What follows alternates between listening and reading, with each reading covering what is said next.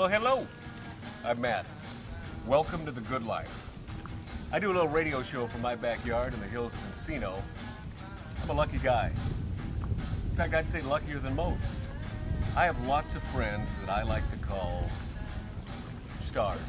Hey, in fact, there's one now. You probably know Ryan Stiles, Drew Carey show. Whose line is it anyway? Black Hawk Down? I wasn't in Black Hawk Down, Matt. That wasn't me, okay? What are you doing here? The gate was actually open. I thought I'd take a little jacuzzi-roo. I got company coming over, okay? People that matter, okay? Get up, go. Bubbles feel so good, Look, Ryan. Matt, you know what? You gotta stop doing this, okay? I can't be coming home with the wife and kids and you're in my tub, okay? Just get out. I'm not wearing nothing.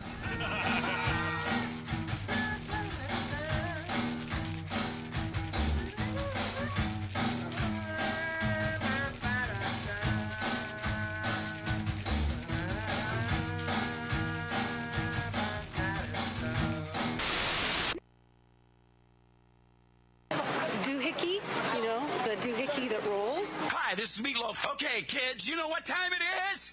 You know what time it is?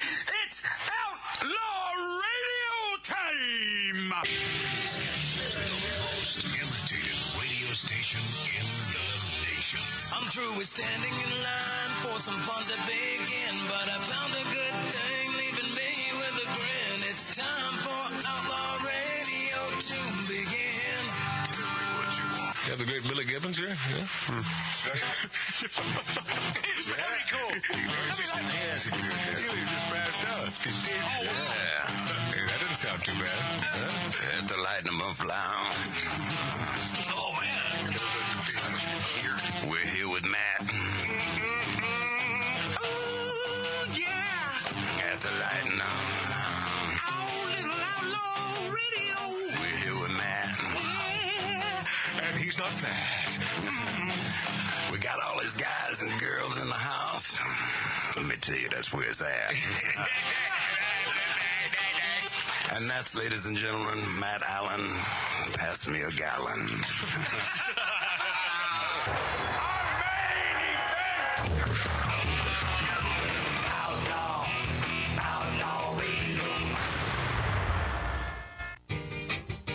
All right, let's jump right into this. Roddy Shell, tell you about him in just a few minutes. Plus, Dylan Mulvaney, you can't make this crap up. Woman of the Year. No. Oh, yeah. Oh, my God, I didn't hear that. You didn't vote for him? We'll give, oh, yeah, of course I did. As folks are nice enough to vote for me for Homecoming Queen. That's right. Hi, everybody. I'm Matt, Magic Matt. Magic Matt's Outlaw Radio on YouTube, on Rumble.com. Hi, Matt. And the world's greatest radio stations across the country. It appears that Astro van Mike Z... Yeah, what's happening in the last couple weeks? He is perturbed at one of our cast members here on Magic Matt's Outlaw Radio, and you can probably guess whom. But he makes some good points, and then some points that I have a little problem with, and I am here to help. So he's mad at Mark. I don't think he's mad. I'm not certain he's mad at Mark C.G. Boyer. Oh, okay. And I discussed this with several folks in the biz because, as you know, not one to boast, I've been in the biz all my life, meaning radio, TV, cinema. Even cinema, even film. I was in a Burt movie Reynolds? with Burt Damn Reynolds. No way. That's something you can't take away from me. No. And you stole the show. I did, and I'm big in France. It's called, what's it called? Category. Whatever, yeah. Category 5. Category overseas. So great, I can't even remember the name. Category 5. You can find it on YouTube. I found it on YouTube. I did. And there it is, man. They used a voice for they used some effeminate French guy dubbing over my voice, and it's like, couldn't you have found some macho guy? My God, my voice didn't sound like this, but anyway, as long as I'm big in France, I am in good company with the great Jerry Lewis. That's right. Always large in France, but Jerry, that was a misnomer. He was big in Germany and England and all across the world. But okay. Let me break this down. Astro van Mike Z, who I adore, and there's nothing you can stop me from liking this guy. I think forever. He's a good military man. He hoorah!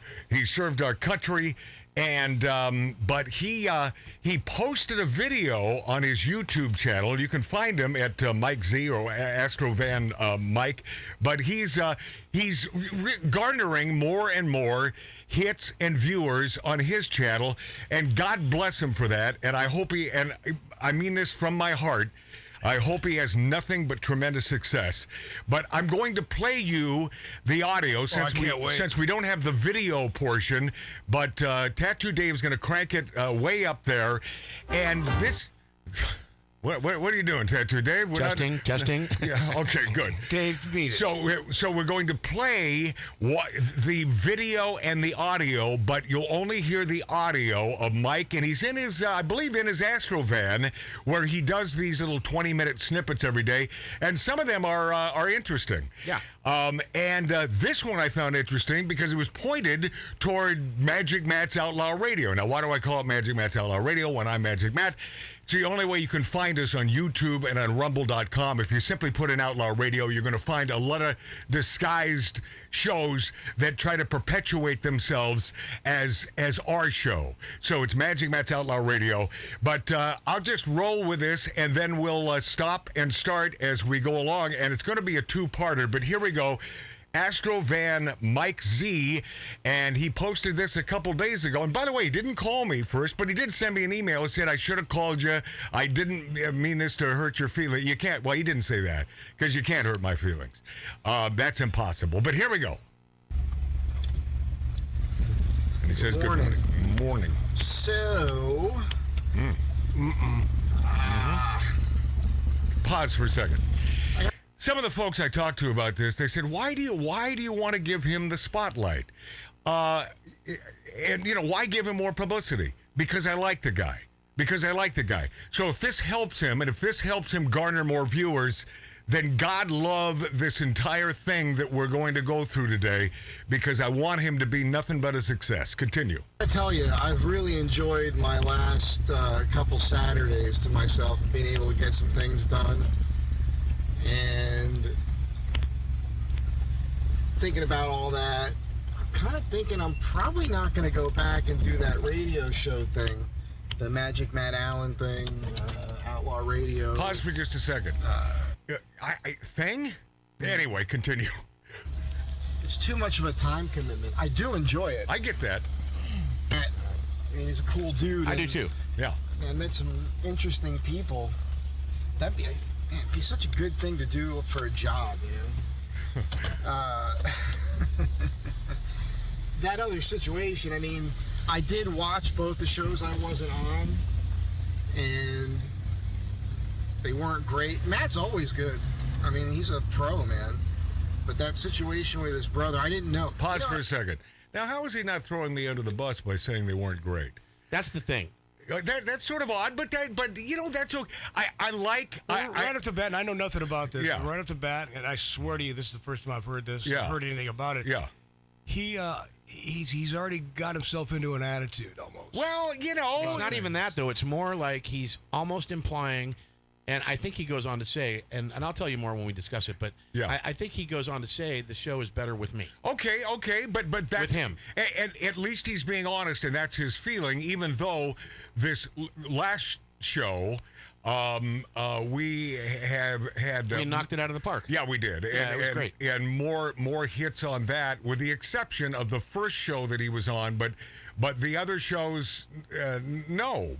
And everybody should go into this, listening to this, knowing that we do love Mike. Yeah, and we do care like about Mike a lot. And this is all, taken with a grain of salt, but also the fact that he doesn't really know radio. And he came to learn it in a few weeks, maybe, right. But didn't really get it. Yeah. And so... you got to keep that in mind. But let's get back to me. Okay, here we go. Mike Z. I also didn't know what I was getting into when I showed up there initially with that first interview when they had me on, just because I was friends with Sarah. Yeah. A.K.A. WONDERHUSSY. Oh, by the way, November pause. 2012. That's an ad that came in, and at least he has ads. See, we will never have ads because that's not the way this was set up. We happen to be, this is a real important statement. We are a radio show that happens to be on YouTube and Rumble. We'll never be YouTubers. We are a radio show that simply happens to be one of on our YouTube platforms. and Rumble and Twitter. Go ahead and roll this until this commercial ends. I walked away from this while I was recording. Plus money I'll just turn it down until I can't hear Well, it. I think he'll come back. So turn it up. Yeah, it'll come back. Okay, there it is. WONDERHUSSY. Yeah. And he asked me back. And I went back 6 times in a row. Was it 6 times? Was it a month and a half? I don't know. It could have been. Could have been. I'd have to research that. Well, it probably seemed longer to him. It doesn't matter. No, but yeah, continue. Good. And I didn't even realize what was happening when I was there as far as Matt's brother Marty kind of messing with me. Because that doesn't faze me, man. I didn't even realize what was happening at first. It was more about that last time when he was doing it where I was like, this guy's kind of an asshole. Pause for a second. What did he say? I didn't. And write that down that I have to bleep that. But he's and this is one of the points where he's right. You can be an a-hole, Mart, and you know you can't fault him for that. Here's a guy just trying. He's new to the radio thing, and I told you there are some things I agree with him about. There are some that perhaps I don't. Continue. But I had seen other things between Did he just throw the up in his brothers, mouth? Okay, here we go. And Matt will regularly call his brother stupid and all kinds of things. And I don't know. like, okay. And then I got to say, that is completely false. It is. You don't call him any names. You do stop him in his tracks. And you're stern, but you're not name calling. I think I've said idiot. Yeah. Okay, continue. it was interesting in my own comments on my videos that I would do after the show. A day later, a couple days later. And that was interesting because a lot of you guys, my subscribers, you guys are super kind to me, man. Thank you. The accolades are they're a little over the top sometimes because you guys are saying things like you wish I was doing the interviewing. Because you think I would do a better job and be more interesting and that sort of thing. I don't think you're wrong. Wow. Yeah. And everybody is That was a hitting me slam up at on this you. now. Ever since seeing me on there, a lot of the friends I've had going back decades who were already kind of on my ass about this, like, you got to be doing this. You should be interviewing people. You should be doing a podcast. It's hard for me to accept the idea that anybody would want to watch it. I got to pause it. Yeah? Who is he going to interview? I don't know. What is he thinking? He's going to interview Low Down Uptown? I hope he got. Hey, can I say something? I don't know. I hope he got. If he doesn't have my last name too, because next time he talks about it, or if he ever No, does, no, but I don't- want my first and last name. out there. No, don't throw your last name No, but it's out good there. promotion. It's good. Do not. Continue. Yeah, keep on talking about it. Wow. This Tesla in front of me just drove around the passenger side, the right side of this van at this intersection to get in front of him because he wasn't going fast enough. The thing about Tesla drivers, Oh boy. it used to be BMW drivers, right? The BMW drivers in Los Angeles were pretty much always the worst. Never this used is their interesting. blinker, just did what they wanted to do and expect you to be okay with it and give them some sort of wide berth or something. I don't know. Those people became the Prius drivers. Yeah. And now He's got the a Prius point. drivers have become the Tesla drivers. Okay. That's It's exactly interesting right. on a- That's on a exactly vehicle right. that's Yeah, he's right. as costly as And I drive a BMW. Yeah, as a Tesla. The blinkers don't seem to work. yeah, he's right. I don't understand that. You would think, the huge, very expensive vehicle, Okay, come on. state of the art. You would Get think on the with your blinkers rant. would work. See, I walked away while I was recording Anyhow. this. Okay. And they got this giant TV screen here no. on the dashboard, so Oh, everybody boy. sits at the light and they start playing with My this. And then you apology sit there, light turns green, and you're To like, you okay, folks yes. attempting to listen to this show right Let's now. go. Okay. Watching Scooby-Doo on there. So. Oh boy. As I was saying, Hmm. it's I don't know. I thought about, that thing, I did that video after the Robert Carradine episode, and I revealed the truth about myself as far as pulling out of groups of people because maybe there's one douchebag and it sets me off of my mind, and once I start having those negative thoughts, I don't like being in that headspace, and I don't want to lose it and get into a physical altercation with somebody, so I will pull away from the group. I get that. In my mind, for the betterment of the group. I got over that. Oh. You know, I talked to Tattoo Dave about it, and I was like, well, look, this is not a big deal. It's not a big deal. I'm not intimidated by that, dude. I'm Pause. like, well, maybe I'll go back. Pause. If it's not a big deal, why is there an entire video dedicated to this subject? Yeah, and I mean, clearly it really affected him more than. Yeah, and I'm so sorry about that, because I'll tell you what, as I stated in the beginning of this, I love him dearly. And if you just tuned in, this is Astro van Man Mike Z, and he has a YouTube channel. And it was good having him. Oh, it's Well, by the way, it's fun. I'm not sorry about anything, but I will say that Dave and I have had our Oh, moments. you've had it out, yeah. And it happens. Dave's a man, and so am I. So we right. kind of get over it. And you and I have had our moments. Yeah, but I don't think you're calling Mike a non-man. Oh, I didn't say that. He has proved his muster. Hey, he man, has served our country. God bless Continue. him. And Continue. have fun with it, and just screw with them. You know, like things like, well, you know, Matt, there's very smart people in the world, but then there's people like Marty. Hello. You know, and just do stuff like that the whole time, and just give them little digs. Look, where I come from, we have venomous tongues. That's we Jersey. can say the thing. I love Jersey, by the way. I could say some things to that guy. He'd cry himself to sleep for the next 6 Is that weeks. right? And I thought I could do that. And I No, kind you of feel can't like do that. Matt is likes the idea of that sort of thing. I think he probably thinks it's entertaining for the listener to have bickering and back and forth and the blow ups and. Pause for a second. Pause. What? Yeah, go ahead, Mark. What is wrong with organic?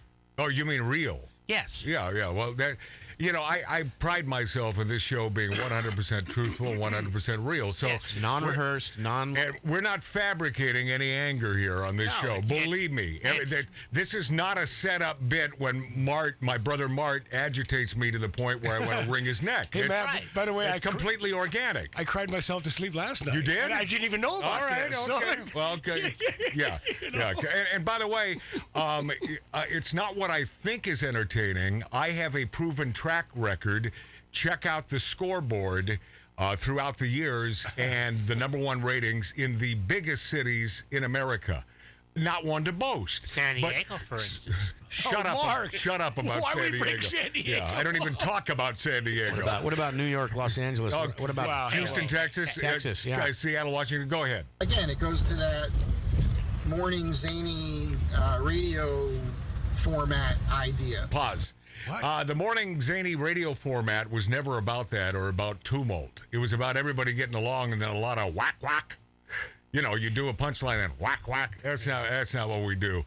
So it's complete opposite. That's diametrically opposed to the concept of zany morning radio. Go Right, which ahead. just proves my point that he's not radio. But that's cool, and that's why I thought, I felt that he had a learning curve here, Yeah. and I love the guy. And go ahead, Yeah, still and love him. He did. But Still yeah, love him. Yeah. These are the regulars. They're here no matter what. These are their personalities. It's good. There's going to be conflict, and that's what the listener is there for. There might be some truth to that, but that's not something I want to be a part of. I get it. Yeah. I get that. Just don't want to do it. Yep. I thought about it. I was like, I could do that easy. It'd be so easy. Easily. But then I realized that would be me not being a nice person. You might be more entertained by it. I guarantee you'd get a kick out of it because I'd be like, my friends love to get a rise out of me. I got friends that love irking me or pissing me off because they think it's entertaining when I lose my shit. But it's not the a ones bit. that I've cracked. Pause. I've got this. Pause. Well, Pause. What, Mark? It's not a bit. He's thinking about doing a bit. Yeah, I know. Right, I know. Right, and taking on a persona and a character Gotcha. I isn't know. real. Yeah, and that's not what we do here. Continue. I don't want to get into it. It doesn't work out for them all the time when they do that. But they find it entertaining. The thing is, I don't like being in that headspace we find it because, entertaining? again, I want to be a happy guy. Pause for a second. See, the number one chore, the number one goal here is to entertain. That is the number one goal. Sure. So whatever that takes, and I'm not saying that you need to throw an axe into the head of someone and that will bring in ratings because that's entertaining. No, but it's entertaining, number one, and he's sort of talking against himself here because he's you got that. So I'm not taking this the wrong way. No, he is, and he's also his number one backpatter too. I mean, I got to say, I know he's doing a video and he's got fans, but he's, if you're really that nice of a person, do you really have to constantly say it? Interesting tattoo, Dave. Continue. But I just want to ask you, at the risk of being unprofessional, we're going to run out of time, so when we do go to break... Okay, hold on. How many more minutes on this? There's almost 9 minutes left, and we have 3 minutes to go to break. Okay. So I didn't want to ruin it. So give me another 2 minutes of this, and then pause it. Okay. Don't go to break. Copy. Pause it. Yep. Okay. I want to be a nice person as often as possible. I try to end every video. Pause. See, and God love him, man. He obviously has things that he works through in his life. Yes. I've never attempted to be, in my life, a nice person. No, you haven't. But I've never gone out of my way. Because you just are. I am who I am. Yeah. I'm a truthful guy. I'm an honest guy. I'm home. Love me, hate me, but I don't go out of my way to be nice. I don't see. This is where Mike Z and I part ways. I don't understand this concept that you have to try to be nice, but I'm not in his shoes, man, and I haven't lived his life. Continue. Tell me to be nice. You see me on the drive. You see when I get irked at something and I have that little moment. That's in me, man. It takes work for me to a lot of the time, my initial thought is something not nice. I've got this... Pause. Okay, so he's admitting it. Yeah, so that's organic. Right. So why should you be nice in a situation that isn't nice? Go with your go with your first thought. You have to go with your gut, in my opinion. But in certain circumstances, of course. But I'm not saying you go after someone or you shoot someone or you try to clobber them or any of that. Oh God, he knows where I live. But here's the thing. I don't want you to touch that button. We're going to do this a little differently. I'm going to for terrestrial radio because that's who we serve. Yes. We serve our terrestrial radio stations. We are a radio show that just happens to be on YouTube at rumble.com. I will edit this, and we're going to pretend now that I'm coming out of a break. In fact, you can even hit that other deck over there and start with that as the bumper song, that Depeche. So don't do it yet. Dave. And have it up to damn you, Dave. And see, I'm going to stop being nice. Okay. So you're going to start with that, and then we're coming back, and that way you can continue with Mike Z on this and his rant and go. Welcome back, my friendlies. Welcome back, my friends. We are perusing the latest YouTube video from Astro Van Man Mike Z. And if you just tuned in, he's not very happy with a boy named Mart. That's my brother Marty. Mart on the show. Marty. Not really happy with him. And but it seems like he's not completely happy with me either and my interviewing style, which is fine. He can do a better job than you. Maybe he can. But let's go back into this. These are snippets and pretty much the whole thing that is on his YouTube channel, and you can find him through, I think, Astro Van Mike, Mike Z. He's got a great YouTube channel. Okay, let's go back to Mike Z. Here we go. Fix hanging by the mirror in my van here. I drove by a building with iron workers, and these guys will wear these wooden hand-carved crucifixes. And job site, with the plywood walls up. And I looked down on the sidewalk, and it was laying there, and I realized it must have come from one of the workers. They must have dropped it. And I took it as a sign, like it's a good luck thing. And I feel like having this thing hanging from my rearview mirror makes me a better human. All right. Wow. Did you pause that? Nope. Okay. I'm not a religious guy, man, but it's great because I might have a bad thought or say something, and then I'm looking out the windshield, and I look at that, and I'm like, okay, I'm sorry. He sees his crucifix. I get that. That's good. It's just me in the car. You know, me and the Lord. Well, whatever helps. The co-pilot here. I've crossed all over the house. You know, but that's really where my mind is at, of just... I've been a happier person. My life has been so much better in the last 6, almost 7 years now. So I had this turn in my life. Pause. He must have gone through some hell. That's all I can say. Yeah. And I would think so. And God bless him, man, for the last 6, 7 years of a good life. I mean, until I ruin it again. Until you came in. Yeah, but he's stopping that. That's why he's not coming to the show. Yeah. Even though continue. And I would just rather be in that headspace. I don't want to be in a spot where I got somebody digging at me. That's or, I mean, because the guy's clearly threatened by me, and he's got these issues, and he just cannot help himself from cutting me off and, just saying all kinds of dumb things to me. I've noticed a little of that. Yes, we all have. Yeah. I'm just going to sit there and be like... I came to his defense several times. Yes, you did. You 100% did. And it was because he's new. Well, yes. Dave, and I understand that, okay? But Tattoo Dave did come to his defense. Continue. We got a lot to get to here. Because if I sit there and take it, which would be my normal proclivity, I mean, that would be what I would normally do. And that's what I was doing, because at first I didn't even notice it, as I mentioned. Can I please, because this is about me, I just pause. Please? Okay. During breaks or before the show or after the show, I went to him. I said, Mike, now, you know, it is a show. Yeah. And I said, I hope you're not taking anything personally. He goes, no, I know what kind of guy you are. And I get it. Okay. I wasn't aware of that. We had these conversations several times. Okay, continue then. Yeah. I just want to say he's a little bit contradicting himself. All right, let's continue. It was many, many times. If you wanted to go back, you're not going to go back and listen to those shows. But if you did, you'll hear Matt, by the way, pause. Going off. Some people do. Well, we're all over the podcast world. Every one of those your appointed and your beloved podcast sources, we're on all those under Magic Matt's Outlaw Radio. I have friends to go back to Spotify. And yeah, so you can go back. Go ahead. On Marty, when Marty's messed with me or... Pause. At least he's calling you by the name that you enjoy. Well, I call you Mart because that's my name for you since you were born. Well, that's good that you can give me a name that's not mine. But that's nice that Mike at least calls you Marty. He always has. That's nice. If you wanted to get under your skin, he'd call you Mart. That doesn't get under my Continue. Off or shut me down. And I remember, and you can see my face because I'm looking at Matt like, what happened? I'm trying to help. To me, that wasn't a big deal. You know, that's a man thing. I get it. You could do that.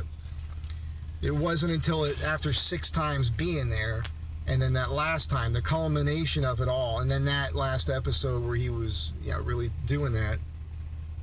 That's when I realized, like, oh man, this guy's got a problem. All right. He's real. Like, that's not just an act or anything between those two guys. And you're right. It's not an act. I was saying, I did watch the last 2 weeks. That's the point. It's been pretty bad.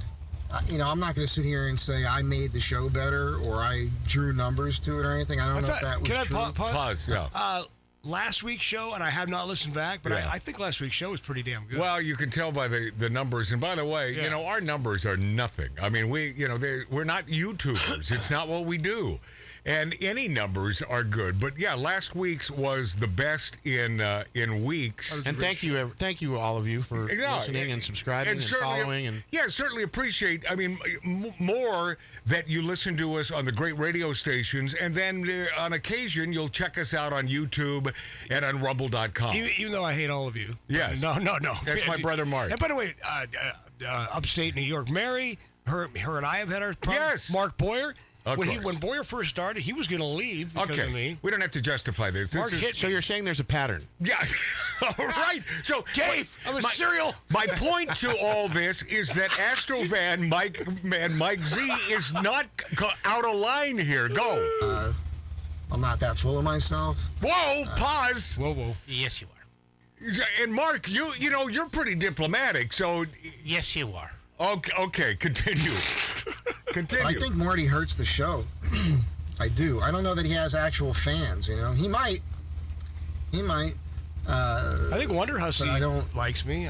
Maybe not anymore. That's a weird situation for Matt to be in right there, because his show could be better. No. But then again, it's a commitment of time, right? So it's depending on traffic. I leave early, and I usually get there early, but typically it's like a 25-minute drive. It's not that big of a deal, but it could be an hour. Then it's 3 hours there. I wonder if he'll have me on the show. You're starving and everything afterwards, and they'll feed you. They'll give you the first couple shows. They gave me some booze and a cigar, and I had to start bringing my own booze. You know? Pause. Yeah, what do you expect? Come on. Wait. The third show, I think my back was against the wall right before showtime. And so that's not my priority. But did we not then serve him booze, and we gave him a cigar? I gave him one of mine. Right. It was one of those in betweens when you're delivering. Yeah, it was one of those. It was one of those days. But and then since then, not only that, I bought him a bottle of Kahlua and Jack Daniels. Yep. So I don't understand. We started expecting things every week. I think what he's doing is because he's not being monetarily. Yeah, that he's not being compensated. Right. So then a cigar and booze is. I buy my own beer every week, which is fine. Yeah. But that's fine. But what he's saying here is not true. No. We do have supplied him every week with cigars or cigar. He only wants one cigar. Yeah, he's good with one. You know, and whatever booze product. But that was the day that my back was against the wall right up until showtime. Yeah, and that. Yeah. Well, Matt, he would also he didn't understand when you're prepping, when you're getting ready, especially like say 3 minutes before showtime or 5 minutes or 10. He's yapping and he's asking his stuff. Well, he has no idea what's involved in what Matt does. Yeah. He has no idea that Matt has to turn on the feeds. I give him that. Yeah, Matt. Yeah. We all know how Mark C.G. Boyer. how socially inept I am. Yes, you are. But even I know, which is really bizarre. Yeah. You don't expect someone to have things for you every week. Yeah. Well, I wanted to listen, Mark. If you don't bring a tri-tip every week, you're done. That's right. You're out. You're out. Continue with Astro van Mike Z. And Jesus Christ, the cost of fuel in LA right now, it's been like close to $7 a gallon. I think it came down a couple cents here this week or last couple days, but still, it's outrageous. Probably the most expensive gas in the country. It is. Am I responsible for the price of gas too? Well, I think Alaska has a better deal because the oil's up there. Pause. Is he blaming me on the gas price? I can't believe Matt and Marty raised the gas price. He's spending money to get here. Hold on. Hey, Dave, that was rhetorical. I'm sorry. Continue, please. I'm not sorry. Please, continue. Where is he? So it's a commitment of time for me. It's a minimum of 5 hours. I get it. Out of my day. Yeah. At least on a Saturday. Well, that's a big deal, man. If you're not having like fun, a job, and you're not getting paid for it, that would be different. Yeah. You know, if somebody was giving you a few $100s or something for your time, that would be. Pause for a second. I just had to laugh at How do you take that? I don't know. Mark, I've been paying you for years to be on the show. That's true. Mark's a pay-to-play. That's true. Okay, continue. Honestly, he makes a point with his time. Yeah. But, he came the first time. It was great. He came back on his own. Right. He came back again. Yeah. He started to have ideas, and let's do this, and it was great. And he, he and I have a lot in common, I think that's a good thing. Yeah. But, at the same time, he was volunteering to do this. Nobody twisted his arm. Right. And it was good for all of us because he does have subscribers. We have subscribers. And I think the world of them. Continue. Go. It would at least you cover your gas money and whatnot and make it worth your time. Feel like, that sort of thing. I'm not asking for that, by the way. I'd rather have my Saturdays. Well, we didn't ask you to show up every week either. Mark C.G. Boyer, is he not asking for that? Yes. Okay. I'm not certain what that answer was, the yes, but continue. By the way, Wisconsin, where's the cheese? Okay. Yeah. Yeah. They moved it. I guess we're begging now. Please send cheese. Go ahead. I'm not going to abandon it 100%. I'm sure I'll talk to Matt at some point. I do like Matt. I like you. I like him but too. I don't know. I do need to start doing these interviews on my own. As I mentioned already, everybody keeps egging me on. I talked to Matt about it at one point. I asked him after a show one day. I was like, dude, I'd like to do an interview. You got to do a lot of work, my friend. Was, well, do some more research on me first. No, that's not how I would do it, man. Pause. So he's going to do the Chris Farley interview? Oh, wasn't that great? When Hey, you remember Paul McCartney when you were with the Beatles? That was awesome. That was awesome. Awesome. I don't. This is just silly. I'll tell you. What I'm hearing here is silly. So he wants to go into interviews without any research on anyone and ask. So how'd you before the Beatles? Yeah, I think he gets into it a little bit. You know, where were you born? What your parents do? And by the you mean those lame questions? Right. Ridiculous. It's like David Lee Roth when he thought he could be a host. Oh no, David Lee Roth. And by the way, great entertainer, but man, when it comes to radio, yes, Mark. I got when I came here, there was someone else that comes on before us, does a radio show. Okay, and I would sit in and listen, and eventually the hosts all passed away. Right. I'm waiting for my turn to keel over. Yeah, it's soon. And I asked you, and I asked the host and the co-host. Make this interesting because I'm getting bored right now. How to do an interview. Right. Yeah. How to ask questions. And your point is how to do research, and it's a lot of work. It is a lot of work. There's specific rules. Sometimes you can't on how to conduct. Sometimes you can't teach it. Yeah, you just can't have nothing to talk about. You can't have inspire to know somebody what you're to want to ask. Know what but the you can use a double negative, like, as Tattoo Dave just did. Yes, we can. Continue. It's a And you weird have to thing know. to say, and I've seen that before because I grew up watching interview shows, right? I mean, if you're my age, especially, No. You grew up watching Johnny Carson. Pause. All right. Only the greatest of all time. Right. You don't think he knew his guests inside and out, and you don't think he had bullet points from the pre-interview on various things to bring to the attention of whoever he happens to be interviewing, interesting factoids that I think Mike is alluding to, but that's how you get to the interesting factoids. Well, Matt, one thing you used to tell him pre-interview, like he's doing with our guests. Just say we got to get through this, guys. We have Robert Carradine over here. Before we went on the air, he's asking Robert all these questions. I go, Mike, he really shouldn't you do that. save it for the show. Matt's going to get interviewed. Then it becomes non-organic. Let him tell me. I can talk to Robert. I'm like, okay. Okay, right. but you save it for the show. Continue. Here we go, cutting it close. It's okay. And Leno and Letterman and all these people. I recall. I can't give you the exact, who it was, but I recall seeing celebrities on shows when a host didn't know enough about them and they got snippy about it. Do your research, man. Right. Guy asked an innocent question, just didn't know. Uh-huh. Well, that's a narcissistic way to think. Pause. No, it's not. No, it's not. No, it's not. They are your guest. They are your guest on your show. You should put the time in to at least show that guest that you appreciate that guest. And that you've taken the time to learn about them. That you've taken the time. Otherwise, how do you know? If you're going to simply ask, so what made you do such a thing? And I don't care what your mom does. Do you think, Dave, that I've asked Matt, and I always ask him, hey, I got this girl or I got this guy. They want to come on, and Matt, first thing out is, well, what do they have? Yeah, why? Why are they relevant? Yeah. What can I ask because them? Because I want something that is relevant, that is palatable for the listener. Yeah. Unlike maybe what we're doing right now with Astro Van Man Mike Z. I just, I think it's fun to sort of swerve this show in this direction when we have the opportunity. Yes, Mark? Isn't it the interviewer's responsibility to make the guest interesting and make the material interesting to the listener? Of course, but you have to do your research to do that. Okay, pause. It's pause. Pause. Okay. And don't touch anything after I make this statement. We'll be this after back with more of Astro Van Man Mike Z. This is taking longer than I thought when we return on Magic Matt's Outlaw Radio on YouTube, on Rumble.com, and the greatest radio stations in America.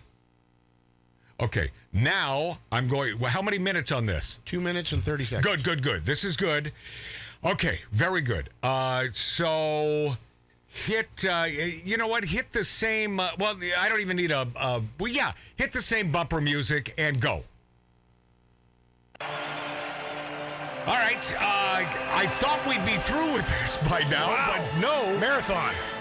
If you just tuned in, Astro Van Mike Z, and yes, we're giving him a lot of plugs because I I want nothing more than for this man to be a huge success and a phenom on YouTube, not unlike his buddy and our buddy WONDERHUSSY. That would make me happy as hell. And I love Sarah. If he never had to do any cabinetry again, and this guy's incredible when it comes to that. He is a craftsman. No, man. he is. Wow. But I would love him to make all his money on YouTube. So yes, I am plugging him because I adore him. Although he sort of went after us after doing 5 or 6 appearances on this particular show. So let's go back. Well, leave it to me, too. Don't go after you guys. He can go after me all he wants. Well, but you know what? I got to say, though, I appreciate his honesty. Yeah. This comes from his heart. Yeah. So, continue. Mike Z. What? Whoa. Yeah. New producer. Yeah, we're done. That's not good. Yeah. That is not good. So, here's what you're going to do. How long? 2 minutes and 32 seconds. No. Oh. How long on that entire thing? On the Mike Z thing? Yes. I'll tell you right now. Well, yeah. It's not there anymore because I thought we were going to go out. It is. No. Matt said pause, don't do anything. 16:19. Okay. Okay. I mean, I Hold on. Yeah, there's nothing you can do. Hold on. I'm going to try to figure out how. And by the way, this is we're making sausage for you. We're showing you how sausage is being made for terrestrial radio. I hope it turns out good. I'm hungry. I'm always hungry. Hold on. So you hit it. That didn't work. This is all my fault, people. Very, very sorry. I don't care. I don't give it. I never give an. It is your fault, Dave. It is. I know. Dave, but I never give an ass whose fault it is. I promise you, I never give an ass. No, you don't. I never give an ass. Is there a way we can just do the segment and then I can let it play? I'll tell you what we're going to do here. We're going to go to break with Depeche Mode. That's what we're going to do. And then we will catch up with Astro Van Mike. And by the way, I promise you this is going to get even better. Yes. I promise you. Oh, really? Yes, this is going to get God much bless more. us. This is going to get even better because I'll tell you what, Astro Van Mike Z on YouTube, he even takes a deeper dive when we return on Magic Matt's Outlaw Radio.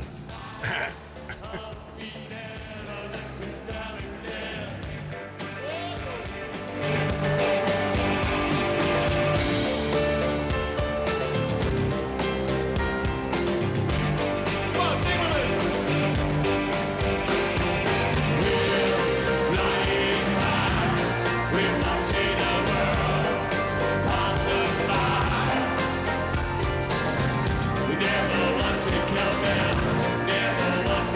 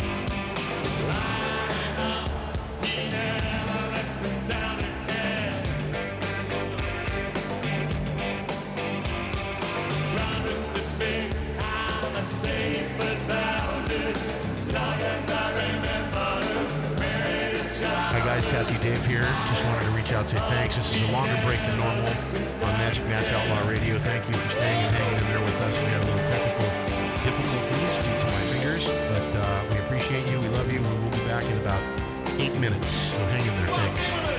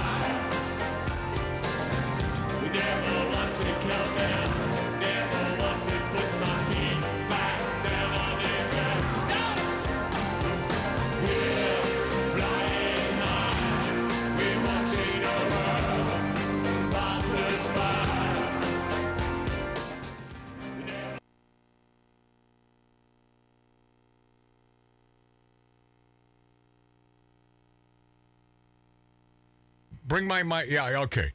This is for you folks who are nice enough, kind enough to hang out with us on YouTube and on Rumble.com and on Twitter. Little old Magic Matt's Outlaw Radio. What we're going to do is, I don't know if you're interested, but this is, once again, we're teaching how sausage is made in radio. I will go into editing mode after this show, and then we'll hit that intro, which we have every hour, and then out of that intro will be the song that's coming up. And I'll tell you what, those terrestrial listeners, they won't know the difference. You know exactly what's going on, but not that you get credit or you get kudos. Listen, we wish we had tons of money we could send you just for sitting through this mess of a show. But so anytime you're ready, you got that paused over there? So and it's up to full level and all that. And it's ready to go. Okay, and go ahead. Welcome back, my friendlies. Welcome back, my friends, to Magic Matt's Outlaw Radio on Rumble, on YouTube, on Twitter, and the greatest radio stations in the nation. We love you, Wisconsin. We love you, that little part of Reno, Nevada, that little part of Florida. Canada. And there's one little snippet there in Canada. A boot? Hey? Fromage? Switzerland. Where we left off was Astro van Mike Z. You may remember him from past shows.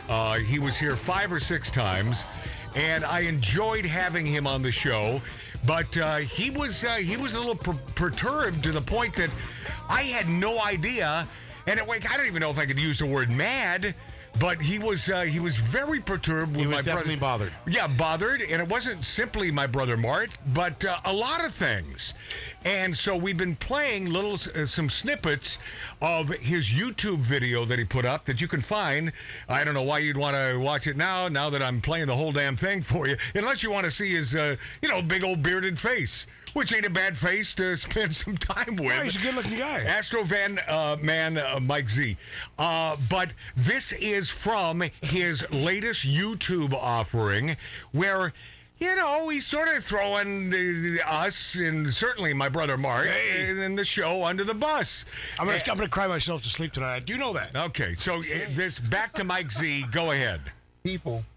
Make it loud. I recall. I can't give you the exact.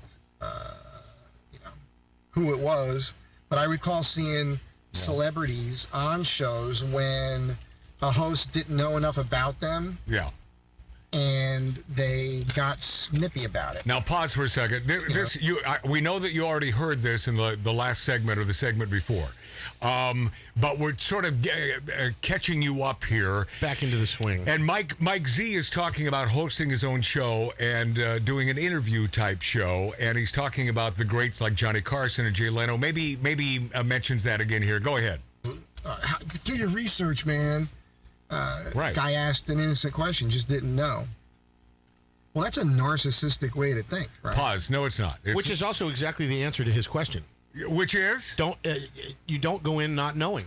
Right. You do the research. When he said he wasn't going to do it. How is that narcissistic? It's not narcissistic. Whoever you're interviewing is in the spotlight. Yes. They are doing what they do. It doesn't make them a narcissist. You're the interviewer, so they have the spotlight on them. I mean, Matt, they're supposed to be the interesting one. You pissed off David Bowie's last wife. I've done a lot of that because I've always believed in asking questions that no one else asks. And you're asking her about David Bowie, because why do we have her on? Right. She wanted to pimp her book. You said, hey, man, we're here to talk about David. She hung up on us. Yes, she did, because she said, if you want to talk about David, I'm not going to do this interview. And I said, what do I have to talk to you about if we can't talk about your former spousal equivalent, David Bowie? Right. Okay, back to Astro van Mike Z. I have to know everything about you first? You're that big of a deal? I'm not talking to you, Matt. I'm just saying. Pause. I got to tell you, you make them a big deal. There's a lot of. Am I wrong? Why would you be interviewing somebody if they weren't a big deal? Correct. Otherwise, no one gives an ass. Right? But I mean, is it just me, or does this man who I adore, Mike Z, show a lot of passive aggressiveness? I believe that. Huh? Yes. Have we sort of pinpointed this? Yeah, and he's a little bit contradictory because himself. You can't come in with a chip on your shoulder thinking that who you're interviewing thinks they're a big deal, and so, I'm going to knock them down. I mean, I don't understand. I don't understand this. You know what, Robert Carradine? You suck, bro. I don't. Wow, I don't know about that. No, that was the point. He wasn't saying that. We love Robert. Go ahead, Mike Z. In general, there's a ton of people who might be watching me. They don't know anything about the person I'm talking to. Nothing. Then why would you be talking to them? I don't know. That's my question. But here's the thing. I have interviewed people that are not in the mainstream, and it's your job as an interviewer to make them interesting. What about what's his name? That's your Costco. Of course. That's a perfect example. That guy was more than interesting. The Einstein of our time, Bart Costco. Oh, yeah. The AI man, the expert, and this guy. And you got the best out of But guess what? He was a perfect example of you doing your research. If you didn't have research, where are you going to go with this guy? How did we find out that he's a master in all this stuff? Come on. Matt, you just say, hey, you're a good-looking tall guy. Yeah, you were great when you I think we did say that a couple times. Remember that when you were in grad school? Yeah, that was great. Remember when you were in the Beatles? And that girl that was in your class? Oh, that was awesome. Okay, continue. So I would rather go into every interview not knowing anything. Oh, God. What? That's silly. Continue. You'll be sad. I would rather sit there and go, hey, so this is what you do, huh? How'd you get it? Where are you from? What did your parents actually do? Pause. By the way, you don't have to say actually. Okay, that's my foible. Yeah, well, it doesn't even. It's not even appropriate. Foible. Okay, go ahead.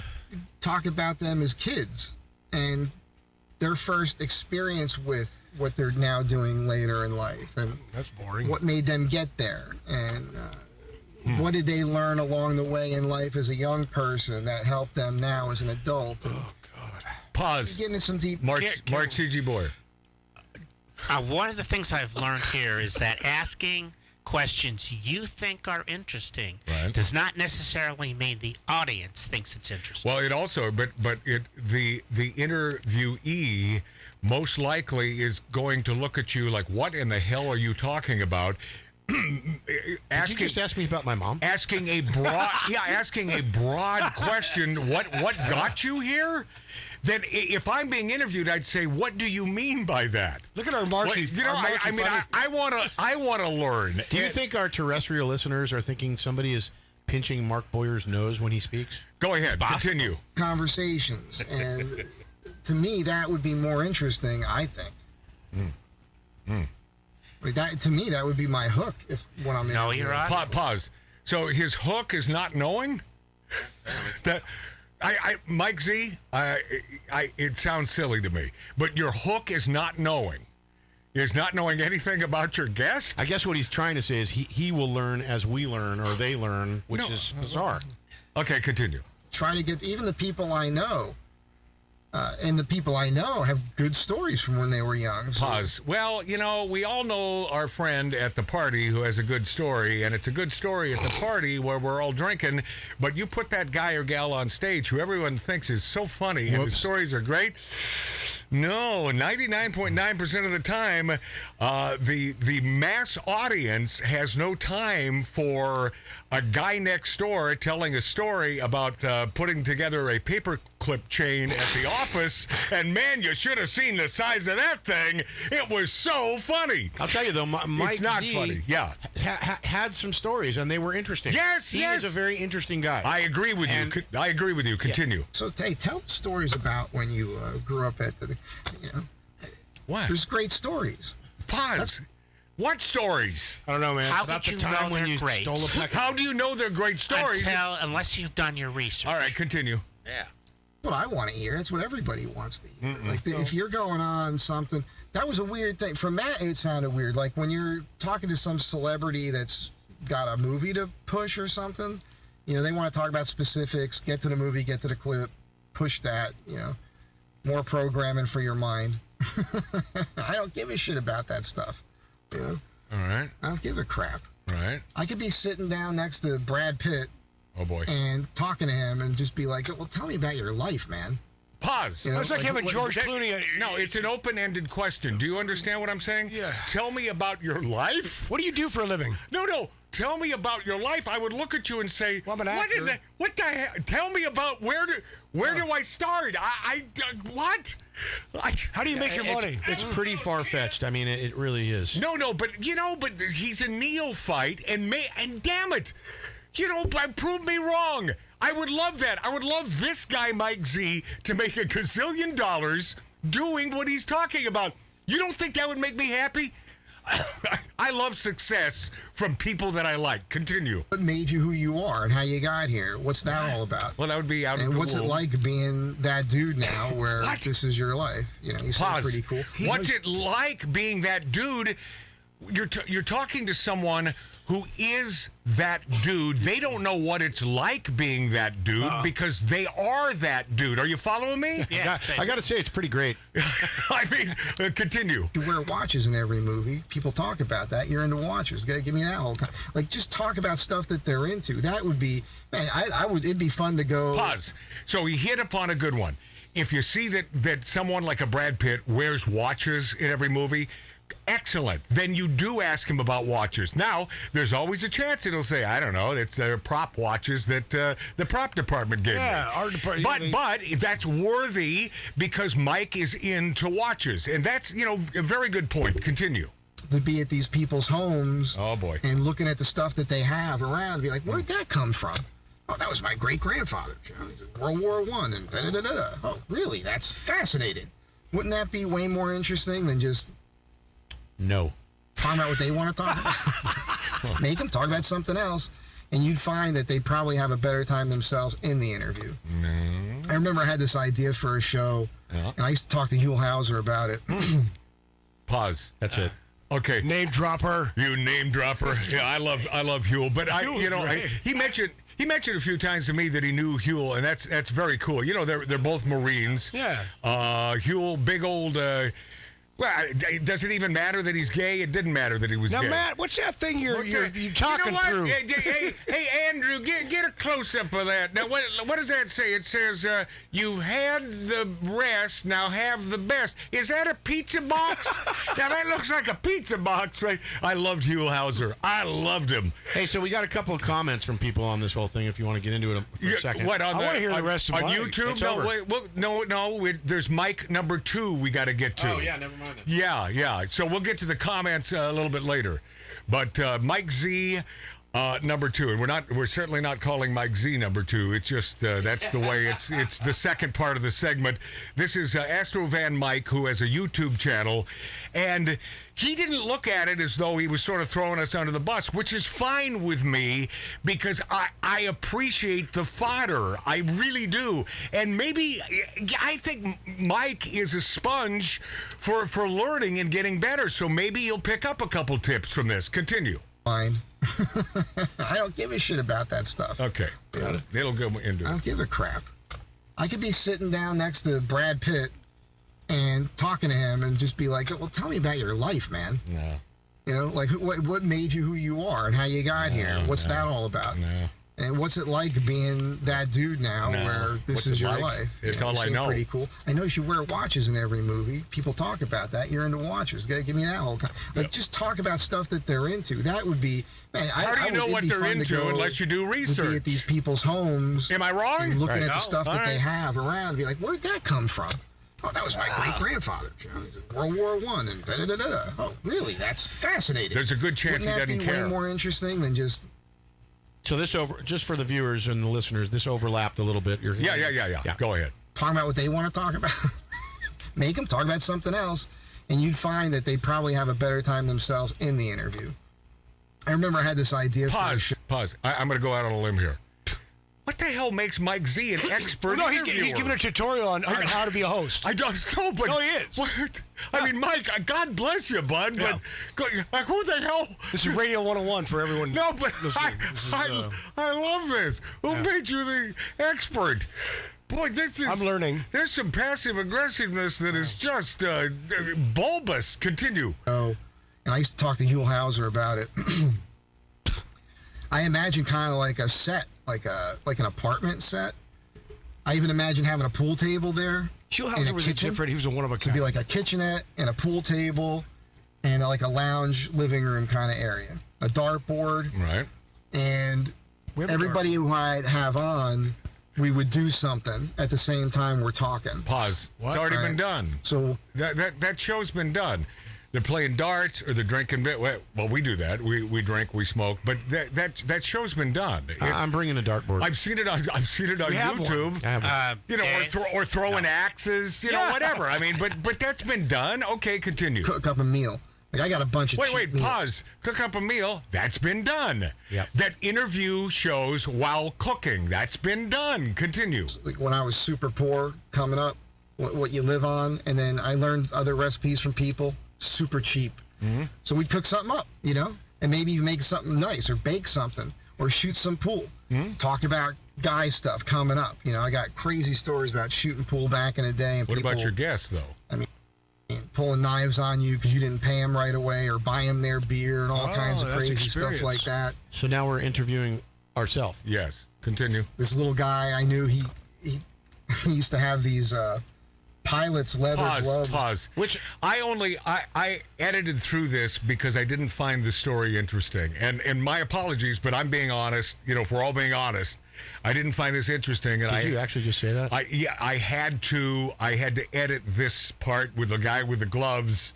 And so it'll sound a little choppy, but it's okay. Go ahead. From Vietnam with granulated leather sewn into the knuckles. And they were because they had those windscreens, and if you went down, you could break your hands or cut them up. and he was this little guy, and he was a great. He was a hustler. He was a pool hustler. He was a lineman. These linemen would come through these towns, and they stay in these hotels, and they repair, replace, or upgrade, or whatever they're doing to all the power lines, and then they move on. But while they're in that spot, they find some local bar and shoot pool. And a bunch of these guys came into my local little bar back when I was like 21 years old. That's right, he was a bartender. Whatever, man.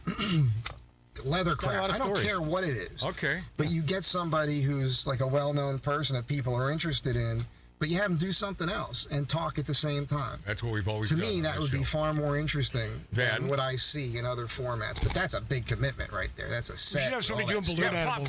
Pause. How is it a bit? Well, yeah, it's a big commitment. I think he talks about because of the cost of the sets and so on. But the commitment is the time to do the research on whoever the hell you're interviewing. And you have to be able to take someone who is seemingly uninteresting and make them interesting. And that is an art, my friend. Yes. Go ahead. Can't just snap your fingers and make that happen. But I think it's a good idea. How is he going to attract the guests? Radio show thing.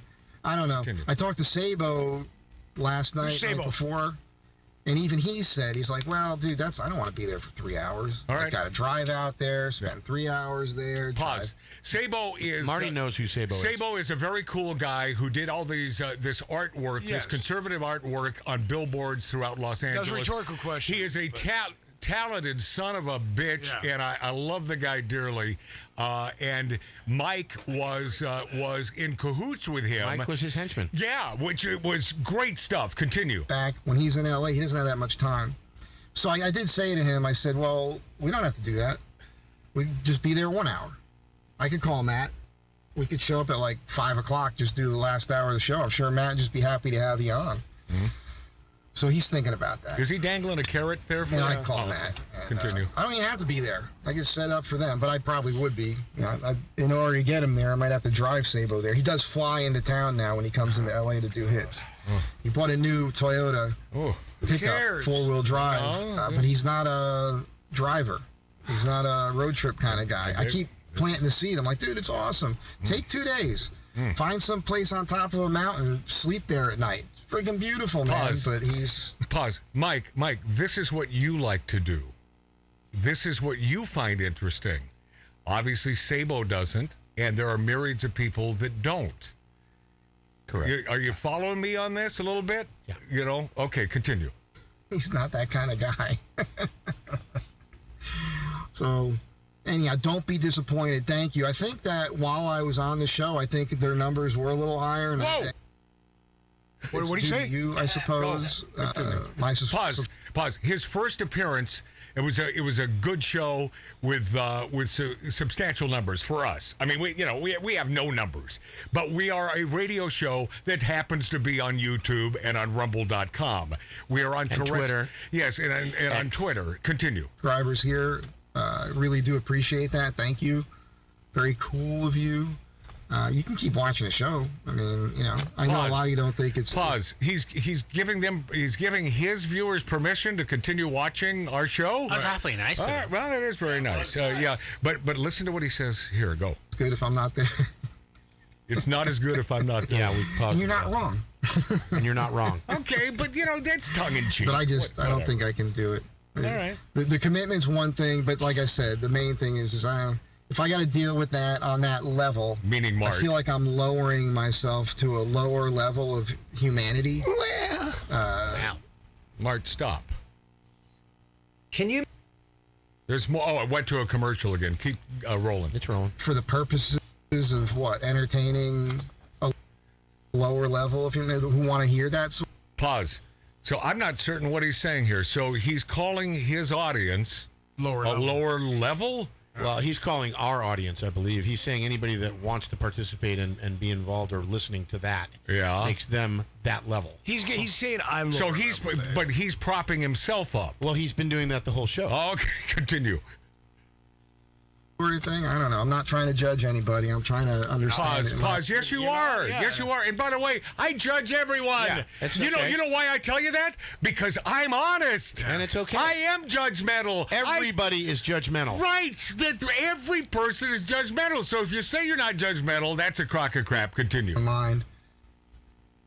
But again, if it was a job, if you're getting paid for something and that's expected of you, that's a different thing. I get it. But to donate your time, which takes away from your time to do other things. And then I had him come over here because I thought he liked it. That's all. Well, no, Matt, and the thing is, he said it. Yeah, he said he was liking it, and right? he continued to come back on his own. All right, continue. A situation where you're not happy, like you're like, now I got to deal with this. Right. I have to become not a super nice person to put this person in their place or wake them up or help them to understand. Pause. That's pretty convoluted, man. Yeah. That I have to be not a super nice person. So listen, once again, I'll restate it. I've never tried to be a nice person. I am who I am. I think I know who I am. I care about people, but damn, man. This is an effort for Mike Z, so I feel for you, buddy. Continue. Understand that what they're doing isn't good. Make it simple for you.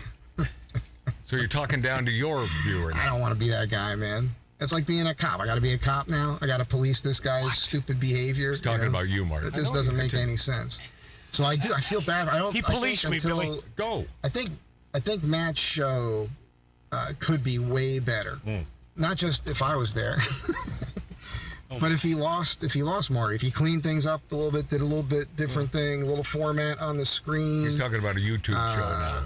I think they're talking to you guys now in the comments that are live when the show's happening. That was my suggestion. Pause. Dave, weren't you doing that for months? I was. Okay. You were doing that for months. Yes. Oh, okay. And the only suggestion that we took was that Mark then do this live. Which was a mistake. Which was a mistake. Continue. Not to be like, we had a little meeting one day, and I was like, that's what you need, man. You need somebody reading those comments while the show's going on, Dave's so been you doing guys that for can months. interact together and you feel like you're part of the show. I had a couple really good suggestions. We did one of them. I fixed one thing while I was there, and I thought I was into it. I was really into it. I thought I could make the show better. All right. Cool. And I'm that kind of guy. I will put effort into something if I'm into it and I believe in it. But I can't do it for free. And I'm not going to do it if I'm around people that I don't like being around. That's Mark. That don't make me feel welcome. I know. That's my brother. Stop. That sort of thing. So We're going to run into time. We should just let it play. Yeah. What do you mean? do I sound like a wuss? Yes. He's starting to look at himself though. Am I the guy that I would pick on Yes. for making this video? Yes. Come on, man. Man up. I understand that point of view too, but honestly, At least he's honest. I don't need to prove my manhood to anybody. All right. Well, you're certainly not proving it here. Boy or a girl? Yeah. I I just want to be happy and a nice person as much as possible. Wow. this nice It's person. been paying off for me. Good. Be the change you want to see, right? Okay. I don't want to be a hypocrite. I don't want to be telling everybody, be nice, be good to one another, and then you guys see me making somebody feel bad on purpose, because maybe they deserve it, but that's not even the right way to look at something. Right. Now you're being judgmental, So, nah, I don't have to do that. All right. So, as I always say, be good to one another. All right. Work on yourself. Yeah. Work on yourself. I just got Okay, that why bit. don't we go into a music break? There we go. All right. So there you go. That's Astro Van Mike Z. Love him dearly. And, what else can be said? We gave him 90 minutes of this program on terrestrial radio. I hope it helps his numbers. I wish him nothing but good things, and that comes from my heart, not because I'm trying. He really is a great dude. Yes, not that I'm trying to be nice. We'll be this after back with a lot more on Magic Matt's Outlaw Radio on YouTube, Rumble, and Twitter.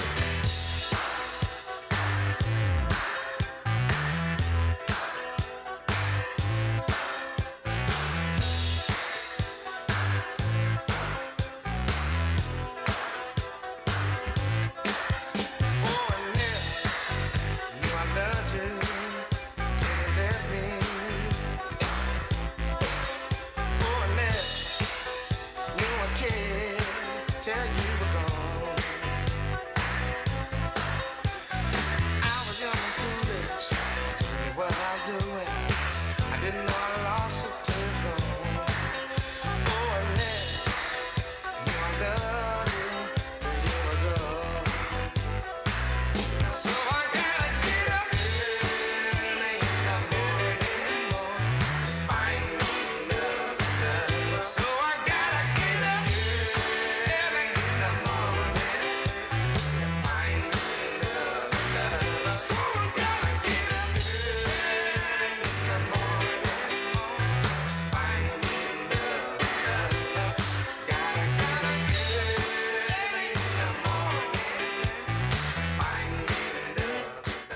guys. Tattoo Dave here. Just wanted to say thanks again for putting up with that and hanging in there. We really appreciate you here on Magic Matt's Outlaw Radio, all you listeners and viewers on Rumble and YouTube and X and all the terrestrial radio stations across the country. We love you, and thanks again.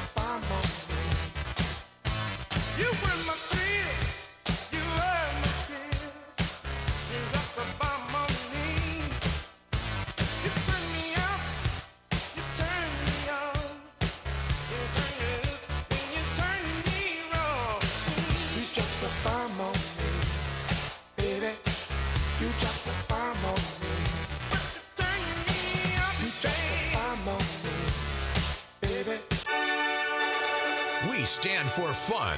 We stand for great cigars. We stand for the perfect martini. And we stand for the American flag. We are Outlaw Radio with Magic Matt Allen. A little recap. Wow. I can't believe we did 90 minutes on Astro van Mike Z, but we did. We did. You know, sort of unprecedented. We focused on a YouTuber. We are not YouTubers. We will never be YouTubers. We simply do a radio show that you can watch. And I appreciate you viewing. I guess we have a couple today, and a couple folks who have posted on our YouTube channel, Magic Matt's Outlaw Radio. And by the way, I haven't read one of these. I don't know what's coming. There could be folks that heard us talk about Astro van Mike and his channel.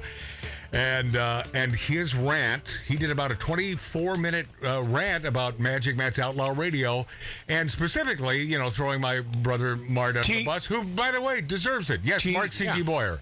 2 comments. One, I thoroughly enjoyed not being responsible for that segment. All right, okay. And second, how much fun would that have been if Mike was here I would have discussing this? Yeah, but it would I have taken 6 hours. I would have taken 6 hours, but I don't have the extra pocket change to pay him to get his ass over here to pay for gas or enough cigars. Because it seems like he's wanting to be compensated. No, he's blaming me for the price of gas and lack of cigars. You did that. Hey, so from Tom C, no state, Mike. Hold on a second. Slow it down.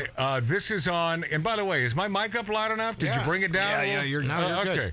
Golden. All right. Okay. This is on our YouTube channel in the what is the box? See, this is how I want to say this might be the Facebook. By the way, I'm such a Luddite. I don't even know what you call this. Suggestion area? Comment. Chat line. It's a chat. Comment. Chat room on Magic Matt's Outlaw Radio on YouTube. Go ahead. Yeah, from Tom C. Mike was a great cohort to have on the panel. He's had a lot of experience. Was a good addition to the show and asked questions, contributed to the topics of discussion. Right. He'll be back. Okay. Okay. All right. Cool. Bob Josa says Mike was becoming annoying. Glad he's gone. Okay. Gunther says it takes a P.O. box to send cheese. Yeah, we do. Yeah, and I got to get that P.O. box number. I think Mary's going to be coming down, and she's going to be on the show. She said she's got 6 votes so far. We really for her do to need join the show. We need her. We really do need cheese. She wants to be a demon. We really do need cheese. who wants to be a demon? Mary. You mean upstate New York? Upstate New York. She already is one of the demons. She was here like 11 years ago. Yeah. Yeah, she's a good gal. Yeah. She's a good gal. Yeah. You know, I wonder what... You know, Mary usually has a little 2 cents to throw in. Yes. I wonder what Mary's 2 cents would be regarding Astro Van Mike Z. You know, she didn't really say. Yeah, but didn't say. Hey, Mary, feel free to comment. Send me a note. And yeah, because I'd like to know. Randy Mueller says Magic Matt's Outlaw Radio, when Matt pulled so much out of Bart Costco, it was no doubt one of the best shows I've ever heard anywhere. Oh, that's sweet. Yep. Yeah, that's sweet, man. Thank you. Interviewer. Yep. Interviewing. If you don't think that I appreciate that, I do. And by the way, I appreciate it no matter what your comments happen to be. If you hate my guts, and I don't know how that could be.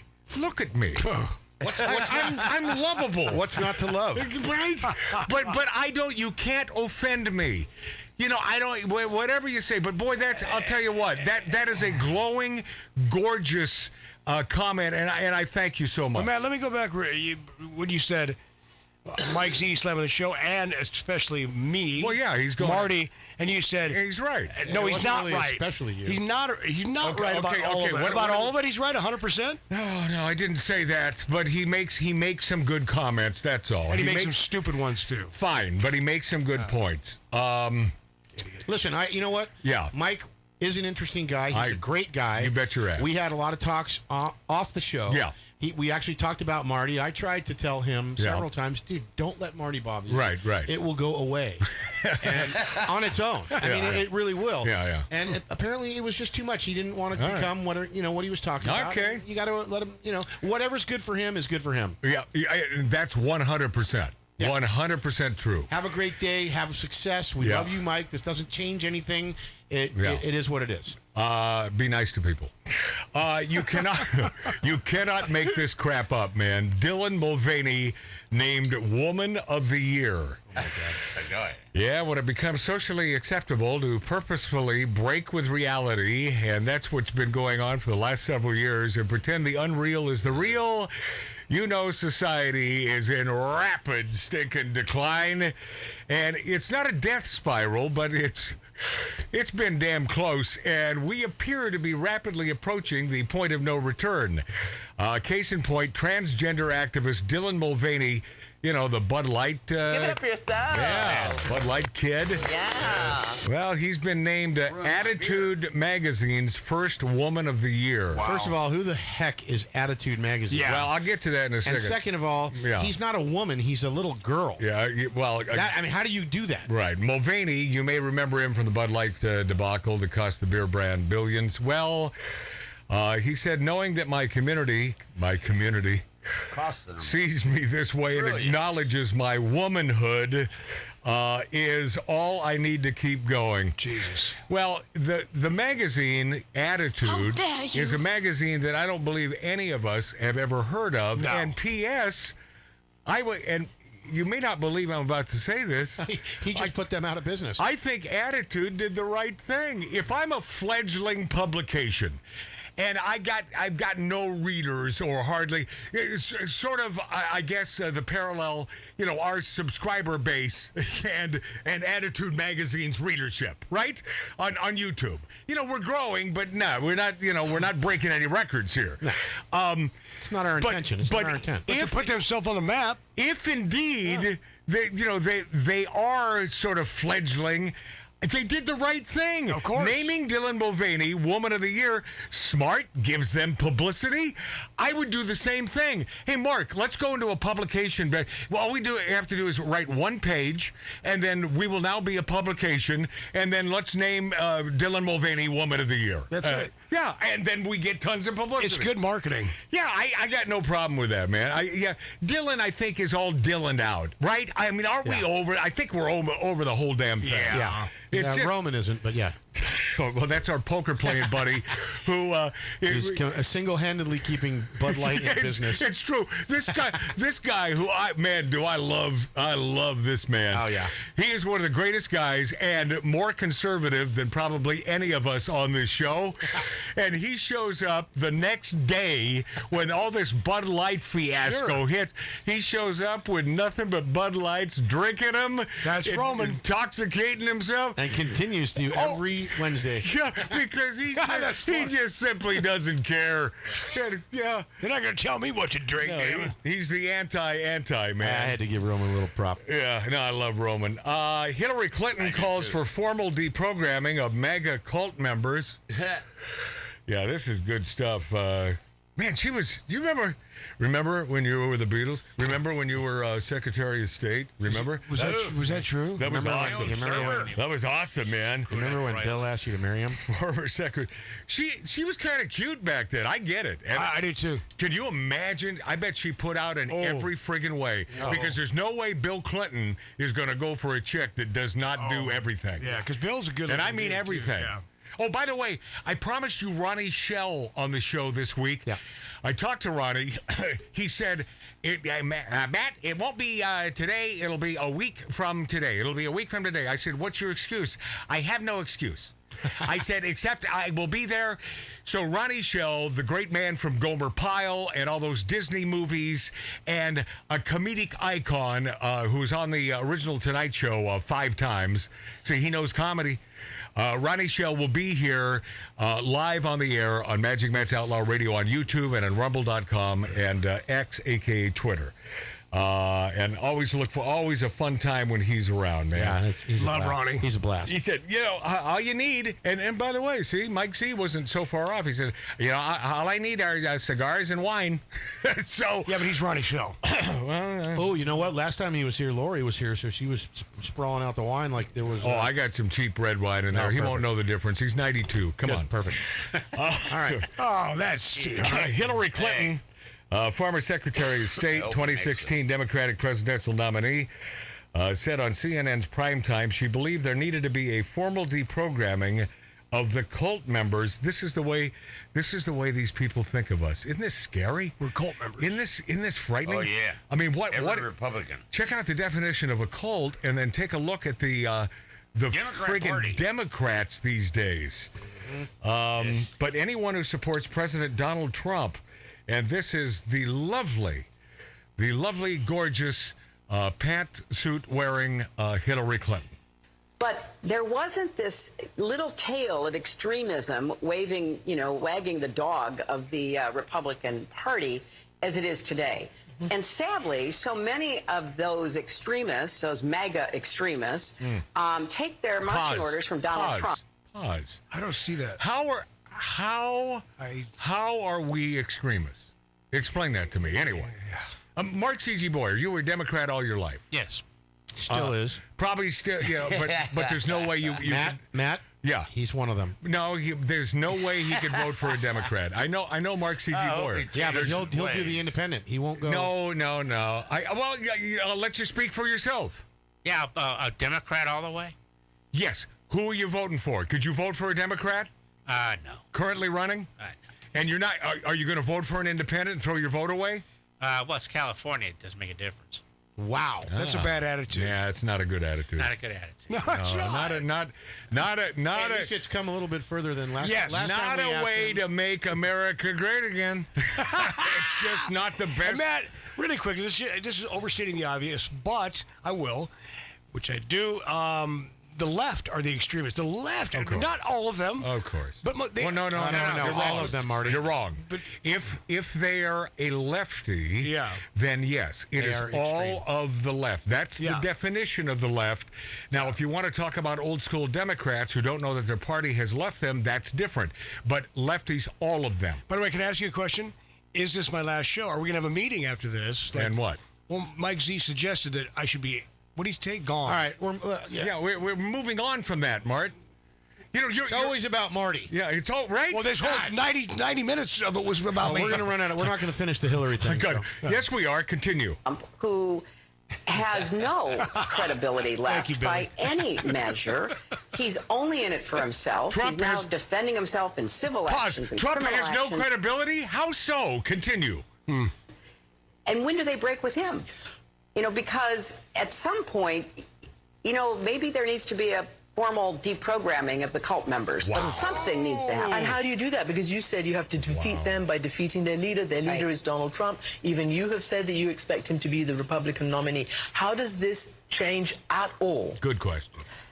At this point, I think, sadly, he will still likely be the nominee, and we have to defeat him. And we have to defeat those who are the election deniers, as we did in 2020. You mean you? You're not going about it the right way. She's an election denier. Yes. She was the first one that said she was ripped off by Trump. Yes. My God, what happened to a memory? Continue. In 2022, and we have to, you know, just be smarter about how we are trying to empower the right people inside the Republican Party.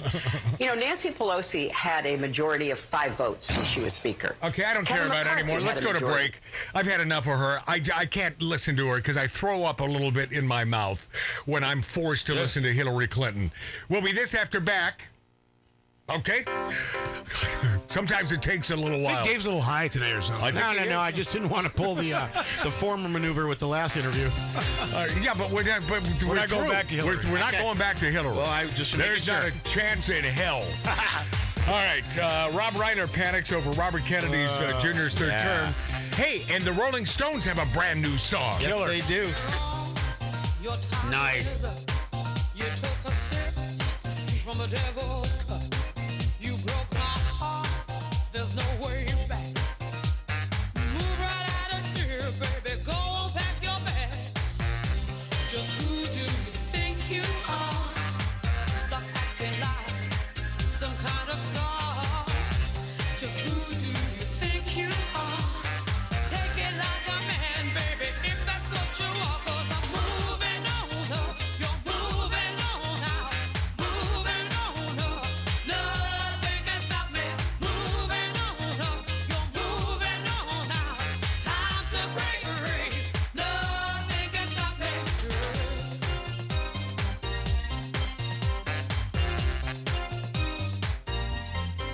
They brag a man has walked in space, but you can't even find my place. There ain't nothing you can do, 'cause I've had enough of me, baby, being part of you. Just who do you think you are? This time you've gone too far. Just who do you think you are? Take it like a man, baby, if that's what you are.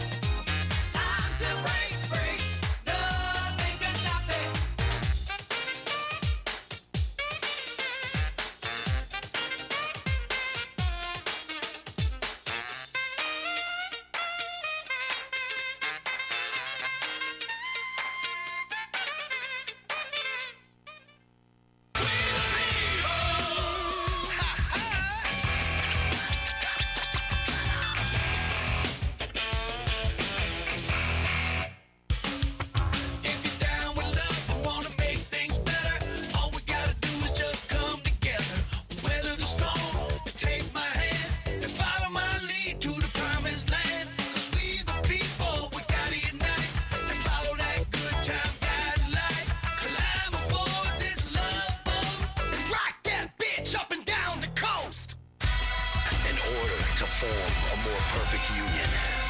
Do ordain and establish this Constitution for the United States.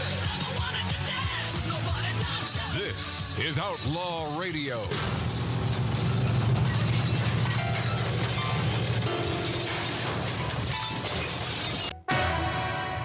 Oh, yeah. Oh, yeah. What is this, Martin? What is this? It sounds like. It sounds like.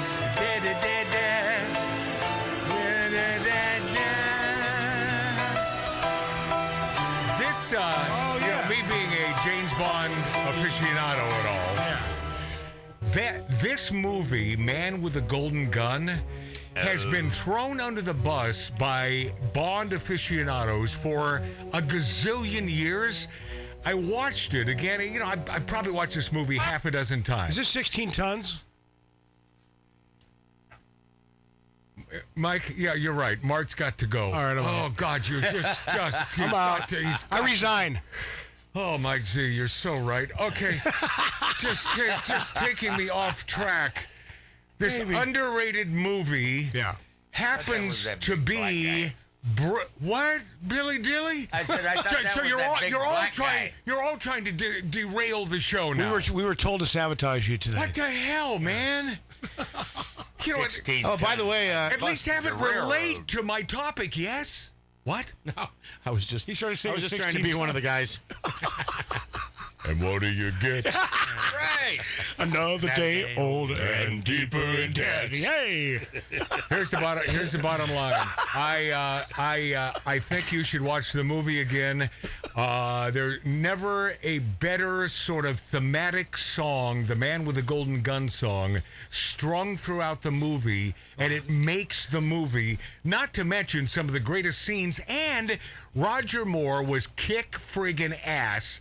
Do you know he smacks Maude Adams on the bed?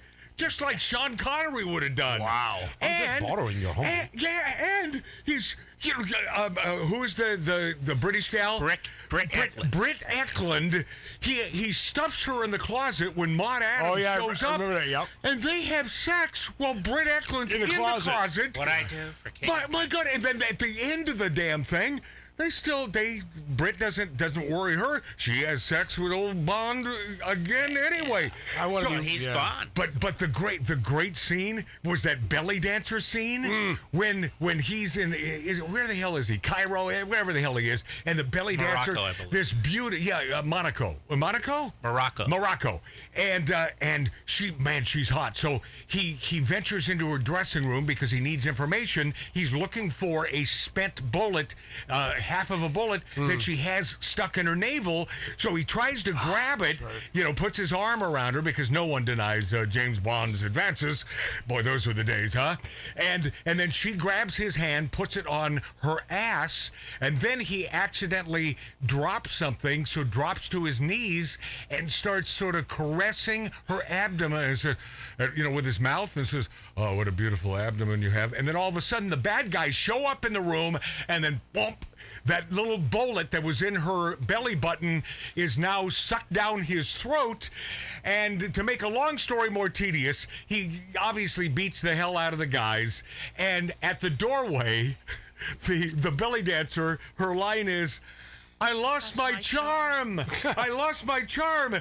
And he simply, and it's a beautiful line, James Bond simply says, "Not from where I'm standing." It's gorgeous. Yeah. See, that's movie making. That's Bond. Yeah. That's a guy that has sex with at least 4 to 5 women in every movie, and that's why I couldn't stand that Timothy Dalton. Because his first outing as Bond, he had sexual relations with only one woman, the violin player, during the entire movie. And that's why... Sacrilege. Don't you agree? Yes. Isn't this why we like Bond? If you're Bond, you should be nailing. You should be banging it up. Yeah. Whatever moves. All right. Okay. A lot to get to next hour, including the brand new Rolling Stones song and this video. But they found the hottest woman in the world for this video in this classical 450 SL riding down Hollywood Boulevard and Sunset Boulevard. And I'm finally going to get to this George Carlin from the grave when we return, and Kamala Harris, because you can't get enough of her idiocy. All that and much less. Plus, Rod Stewart turns down Saudi Arabia performance over treatment of women and the LGBTQ community. And man, am I on his side on this one. We'll be this after back on the Big Dog of Broad Chasing, simply called Magic Matt's Outlaw Radio. Wait a minute. Fill my cup, put some nigga in it. Take a sip, sign the check.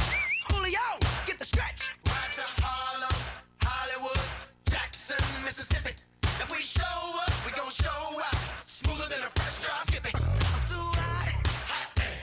Call the police and the fireman. I'm too hot. Make a dragon wanna retire, man. I'm too hot. Bitch, say my name, you know who I am. I'm too hot. And my band bought that money. Break it down. Girls hit you, hallelujah. Girls hit you, hallelujah. Girls hit you, hallelujah. Cause Uptown Funk don't give it to you. Cause Uptown Funk don't give it to you. Cause Uptown Funk don't give it to you. Saturday night and we in the spot. Don't believe me, just watch.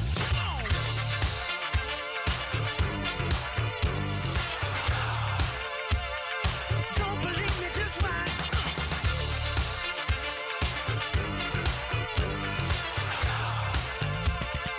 Don't believe me, just watch. Don't believe me, just watch. Don't believe me, just watch.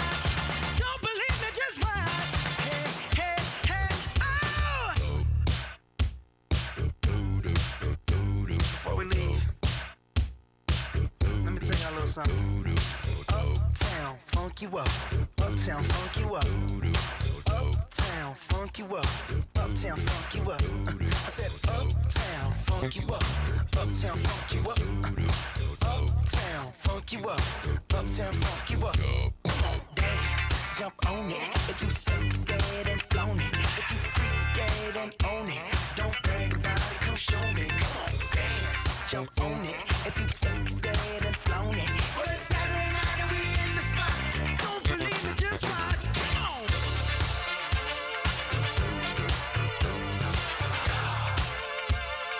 Don't believe me, just watch.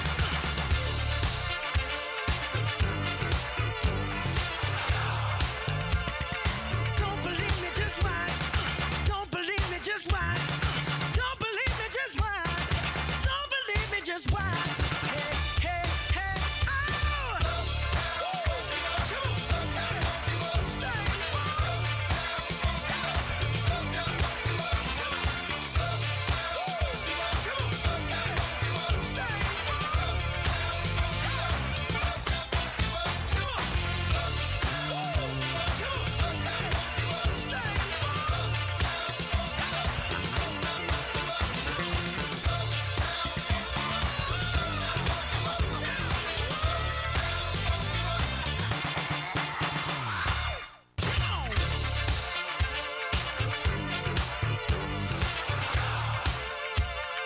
Don't believe me, just watch.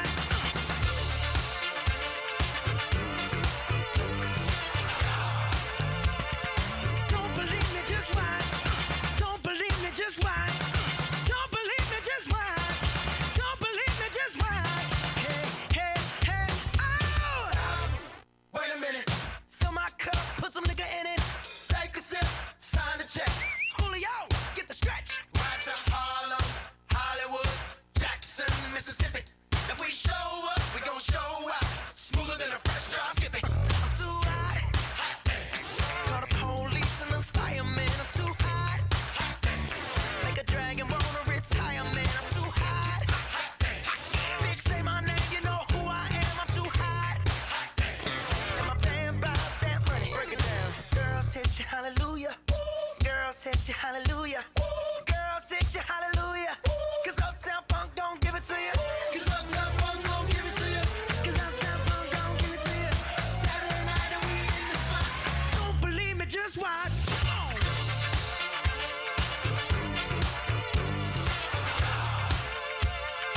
Don't believe me, just watch.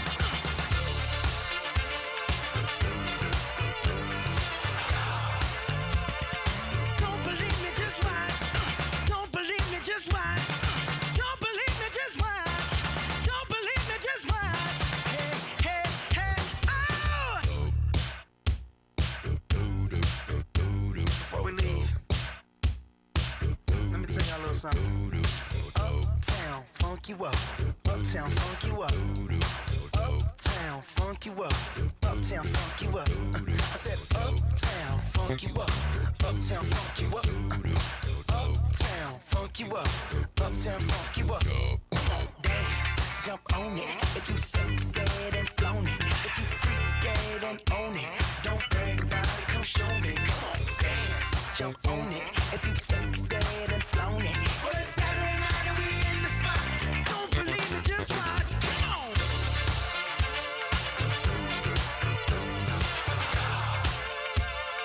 Don't believe me, just watch.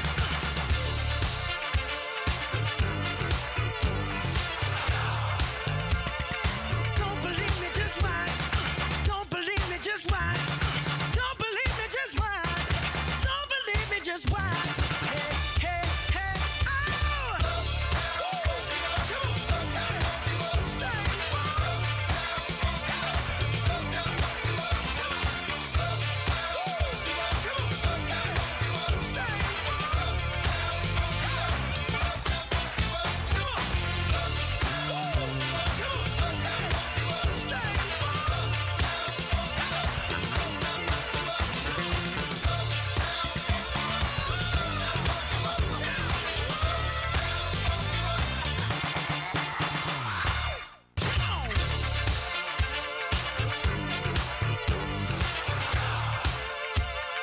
Don't believe me, just watch.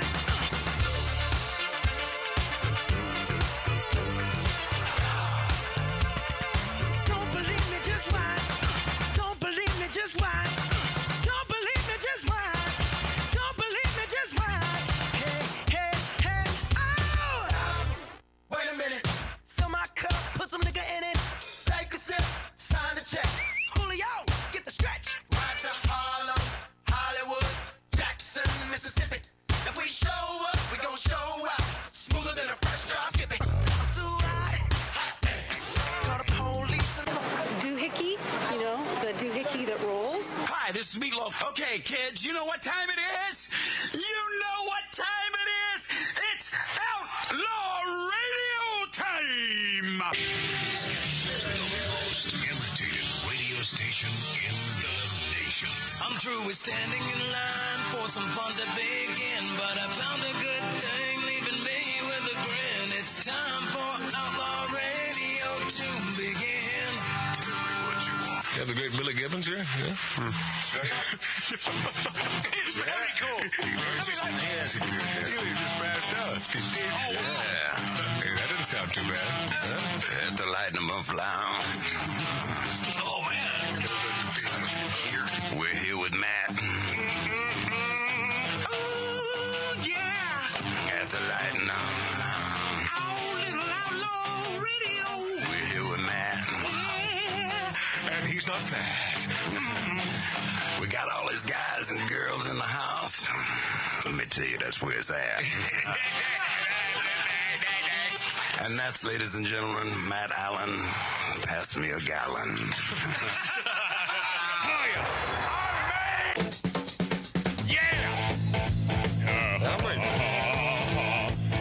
Hey, this boy's coming to town in December. I think it's about time that he visits. Ah, you got my email. Outlaw Radio once again. Oh, Billy Gibbons. You got the time. Welcome back, my friends. Welcome back, my friendlies. To the rockin', sweet, sweaty, moist spot on your radio. Magic Matt's Outlaw Radio on YouTube, on Rumble.com, on X, a.k.a. Twitter, and the world's greatest radio stations. Guess who has another song out after many, many years? Who? The Rolling, get ready for this, the Rolling Stones. Dig this. Great friggin' video, man. Shot right here, right over there, about 10 miles away in Hollywood, Cali. Listen to that unmistakable guitar, man. These guys are rocking in their 80s. Unbelievable.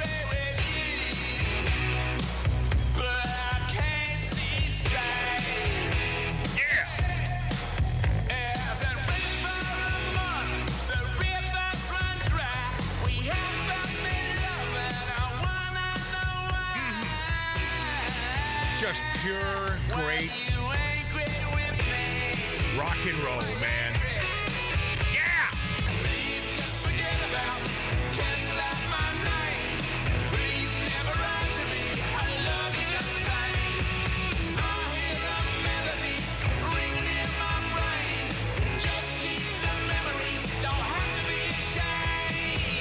Hook's not that good, but That's pretty classic. Oh, it is. It is pretty classic It's song. classic rock and roll, man. Awesome. Yeah. Oh, you gotta see this video. The hottest chick you've ever seen in your life. Of course. On top of a 450 SL classic Mercedes convertible, rolling down Sunset Boulevard and Hollywood Boulevard. I'll tell you what, you're a heterosexual male. This is really or one of those trilogy women, you know, the women who can do it with anyone. I just coined a new phrase. Those are females who can have sex with anything. You're going to love this. Uh-huh. Anyway, there it is. Brand new. No, it's old school driving rock and roll, and Charlie Watts is right on point. They all are, man. Yeah, from their new album, Hackneyed Diamonds, or Hackneyed Diamond, which I guess refers to somewhere in England. Wait a minute, didn't Charlie Watts die? Oh, what am I hearing? I know. What am I friggin' hearing here? It's going over and over. I don't know. What? I was just letting the music play a little bit. No, that wasn't you, Dave. That wasn't you that time. The headphones are disconnected. Yeah. Oh, God. You know what I think it is? Something's going on. I'll tell you what I think it is. Billy Dilly, who, you know we love Billy Dilly. He's our HR man. He's head of HR for Magic Matt's Outlaw Radio. Also a Marine. He has been there loving our country for many, many years. However, Out of his mind. I think when he was in here, I think he connected his effing Bluetooth. Yes. And when that happens, we have the light up there, which also has speakers. Oh, no. He couldn't have connected. Oh, that's what's going on, Dave. Yeah, that's the exactly. whole rolling shows. I couldn't concentrate. That's exactly what's going on. It's a delay too. Yeah, so that's Billy. There it is again. Yeah, there it is. And so he's listening to the show in delay. See, Billy doesn't even have to be in the room to annoy the hell out of us. Isn't that incredible? Yeah. Hey, Rod Stewart, speaking of rock and rollers, Rod Stewart turns down Saudi Arabia performance over treatment of women and the LGBTQ community. And on this issue, we agree, man. Rod Stewart announced that he's turned down a performance opportunity in Saudi Arabia. And can you imagine, why would he say yes to this? Why would he even consider it? Yeah. He said, I'm grateful. I have a choice whether or not to perform in Saudi Arabia. So many citizens there have extremely limited choices. Women, the LGBTQ community, the press. And he's right. Yeah. I mean, he's right. They're completely suppressed. Oh, my God. I'd like my choice not to go, to shine a light on the injustices there and ignite positive change. You know this dude, Rod Stewart? I love these old rockers, like Jagger's in his 80s. Rod Stewart, 78 years old. You know what? If I were to interview Rod Stewart, I'd say, what do you do for a living? Anyway, Rod Stewart also directed his followers. You are a radio pro, Mart. That's a callback that no one has any idea, because people don't listen to the radio that long. Jeez. Wow. I'd like my choice not to go, to shine a light on the injustices there and ignite positive change. Stewart also directed his followers to a Mirror UK article which stated that the I don't want to talk about it singer, it's a weird way to put it, had turned down one of the biggest paychecks of his career. He didn't disclose the amount. Oh, it had to be. It's huge. Saudi Arabia, it had to be a. You know, can I interrupt for a second? Yeah, so please. So I don't know if you're not a golfer. Obviously, you don't follow golf, but the golf was separated. The PGA Tour has recently been separated by something called Live Golf, which is the Saudi Arabians, and they offered. Tiger Woods turned it down. Yeah. The major people turned. I do know about this. Okay, yeah. but millions of dollars. Phil Mickelson, $70 million to join their league. Yeah. So it's almost good that this is resurfacing, and Rod Stewart turned it down. Yeah. To shed light on what these guys did. But because some of these golfers did take the cash, yes, right? Yes. Brooks Koepka. I mean, I can go on. Phil Mickelson. They're just out there. I will tell you, Tattoo Dave, man, that's a tough putt to say no to $70 million. Yeah, it is. But they're still making more money than they need here. Well, but hold on. That's where you and I part company, because it's never been about need when it comes to the amount of money you make. It's never been about need. If it's about need, then how do you quantify that? I mean, that statement is a Barack Obama statement. Yeah. Well, look, you need a certain amount to survive. At some point, you've made enough money. You've made as much as you need. No, I believe you make as much, but there does come a point in your career where you maybe do the right thing because it's the right thing to do, and perhaps the American thing to do. Yeah. That's what I'm saying. Yes, 100%. Yes. So to say no to these sons of bitches, where to them $70 million is a cup of cappuccino, right. To us. But it's actually way more than that. It's like $700 million. But I'll tell you, that is a tough putt. I mean, because I'd be afraid of being beheaded, though. You know. Hey, Matt, did you? I mean, they do that there. They do. They are touring all over the place, Saudi Arabia included. But they're in other countries, Mexico. They're all over the place. Yeah. What, Mart? Did you ever meet Rod Stewart? I don't know. I did. Yeah. And I'll tell you what, man. I'll good segue. I'll never forget this. I'll never forget it, because my friend Dave Hillis, we were at the Whiskey Bar, which is the Sunset Marquis Hotel, and used to be a cool, like, Velvet Road place, whatever. So we got in there, and Rod was hanging out. I went up to him. I had to. And he's just cool. He's like affable and stuff. So I go, Rod, I'm a huge fan. Remember when you were with No, Faces? I did. No, remember when you were with Faces? No, remember? The Faces. Well, that was cool. But no, that was awesome. But I guess my point is, he was just a great person to meet. I've always known that. I've always known that about him. I've never heard a bad thing about Rod Stewart. Man. Yeah. Source close to Rod told the outlet that he used his moral compass in making the decision. And that's what we were talking. That's why Tattoo Dave brought that up. He used his moral compass. He said it's not the right thing to do. Right, and he's not even an American. No, and he correct. Right. I mean, that's the best thing about it. And he was determined to do the right thing, couldn't accept the offer no matter how much money was on the table. Some things are more important. God bless you, buddy. Yes. Wake up, Maggie. I think I got some. I think Rod deserves a little. Previously, he had rejected $1 million to perform in Qatar. Well, his team declined to reveal how much money Stewart was offered this time around in Saudi Arabia. He suggested the figure was much, much higher. Wow. But and I think you do, because we have smart listeners and viewers to Magic Matt's Outlaw Radio. It is illegal to engage in same-sex sexual activity there, and the death penalty is a possible punishment. Yes. That is silly. I mean, that is silly. Lop your head off. Yes, we lean to the right on this show, which means we love America, but damn it, man, whatever your sexual proclivity happens to be, have a happy day. Just don't hurt anyone. Right. Don't chop their heads off. Don't chop their heads off, and don't shove it down our throats. Yeah. There have also been consistent reports of discrimination and violence against members of the LGBTQ community in the Middle Eastern country, and this is all on record, man. We're not making this up. I mean, this is they will throw a homosexual off a building, off a roof. North Korea has done that several times. So, Rod, nice. Thank you. Hats off. Thanks for doing that. Bill Maher exposes the left's idiocy in support of Hamas in a more serious roundtable discussion on Real Time with Bill Maher. The panel covered the atrocious terrorist attack by Israel. It was 1 week ago today, by the way, if you're listening to us or watching us in real time.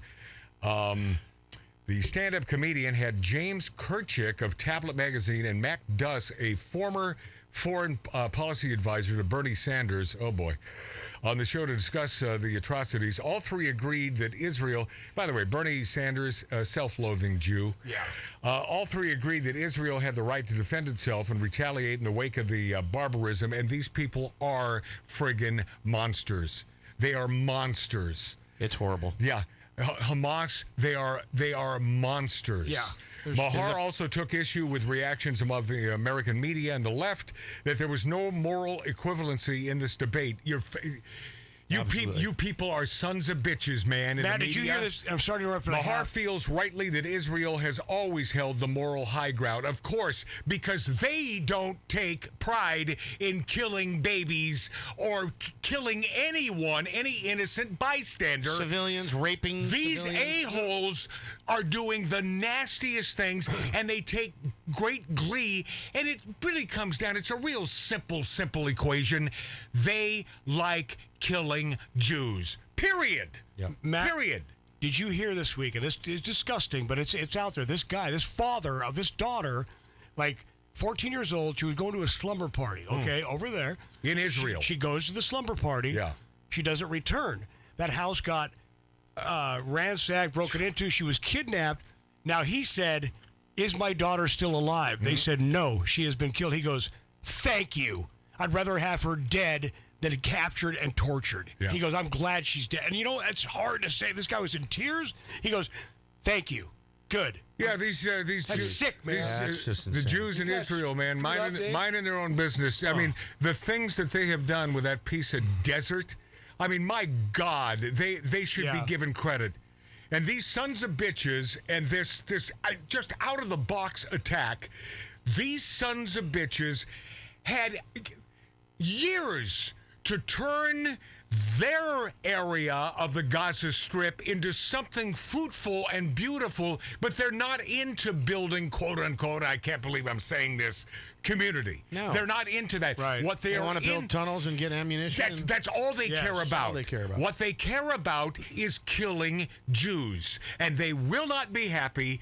I don't give an S how much money our president happens to give them billions and billions of dollars to fund these attacks. $6 billion. Doesn't matter. Well, that's just a drop in the Well, that's what started it. That's a drop in the bucket. Yeah. Well, it started with, the release of those funds. Well, you remember that former president, that Barack Obama? You know, he did the same damn thing, but it was even more money. Right. Yeah. Remember that? Well, that's why it's still happening. Yeah. Bill Clinton was involved in some of that as well, and of course his lovely spousal equivalent. Mahar added that Israelis don't purposely kill children. Oh, that's what I just said. Yes, they don't. They might be killed as collateral damage, and of course the media is going to jump all over that when Israel starts putting. And by the time you listen to this, if you're listening to us in delay, they are probably already putting the friggin' hammer down on these monsters. The prime minister swore to wipe them off the map. Yeah, well, you know, and this is not a day in the life of. This is not business as usual. That's not where we are now. They know that they have to put them out of their misery. Right. It's time to put them down. And we got Gerald Ford sitting out there, you know, in the sea. And all we have, do you know that we could put them completely under with just a few tactical moves from that ship? Oh, yeah. Done. Bada bing. But see, it's about politics. And Matt, the prime minister is also, Dave, he's arming the citizens with machine guns. Well, you know, in Israel, just so you know, in Israel, it's mandatory to join the military at age 13. Which is it makes sense. Yes. They all are trained. And you know what? Israel has a very highly trained military. They are excellent. Oh, these guys are kick. Yes, they are excellent. They are kick, and they are buff, man. Yeah. They don't take crap from anyone. You do not mess with them. No, you do not. Israelis regret when civilians, and this is true. This is Bill Mahar. I'm sorry, I said 13. I think the age was wrong. Israelis regret when civilians are killed, and Hamas celebrates it. You want the vast difference? There it is. Yeah. And that's a crucial friggin' difference. I mean, they target civilians. Hamas targets, and Hamas equals ISIS. I mean, come on. That's the thing. It's all terrorism. It's the same damn thing. It is. Dus, who was on the show with Bill Mahar, wanted to get into the other aspects of the debate, namely that Prime Minister Benjamin Netanyahu isn't an actor who wants peace. You see, you got to get it from these lefties here, noting a 2019 report that showed Likud wanted to bolster Hamas to ensure the Palestinian people are forever split, rendering the creation of a state impossible. At its core, both sides need to share this land. I saw an interview. you know, I think it's pretty obvious. Not everyone is in bed with Netanyahu there in Israel. Yeah, I mean, there are many on the left who happen to be Israelis, who happen to be who happen to live there in Israel, who are not fans of Netanyahu, and they blame him for this, saying that he should have been prepared for this. You agree? I don't. I'm telling you, good question. It's a gray area for me. If I sat down with a Benjamin Netanyahu for 30 minutes, I guess I believe that I could decipher whether he's full of crap. I've always been a fan of the man. I've always been a fan of the man. I got to say, Matt, there's no gray area. Especially over there, you always should be prepared. Yes, yeah. There's no gray area. You have to be prepared. So I don't understand. I don't understand that part, yes. and I don't. Obviously, I don't have the answer. Mahar listed a few values that, as a liberal democracy, tend to support, and we're not a democracy. How many times do I have to go through this? But anyway, the United States of America, not a democracy.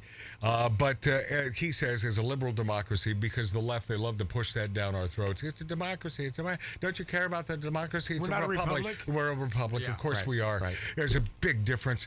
Tend to support or tolerate, but are non-existent in Hamas, Gaza. And these include free and fair elections. Of course, there's nothing free or fair about their elections. It's almost as bad as here. Yes. Hi-yo. Thanks for coming out. But gay rights, none. Equality for women, none. Religious tolerance, none. Free speech, absolutely not.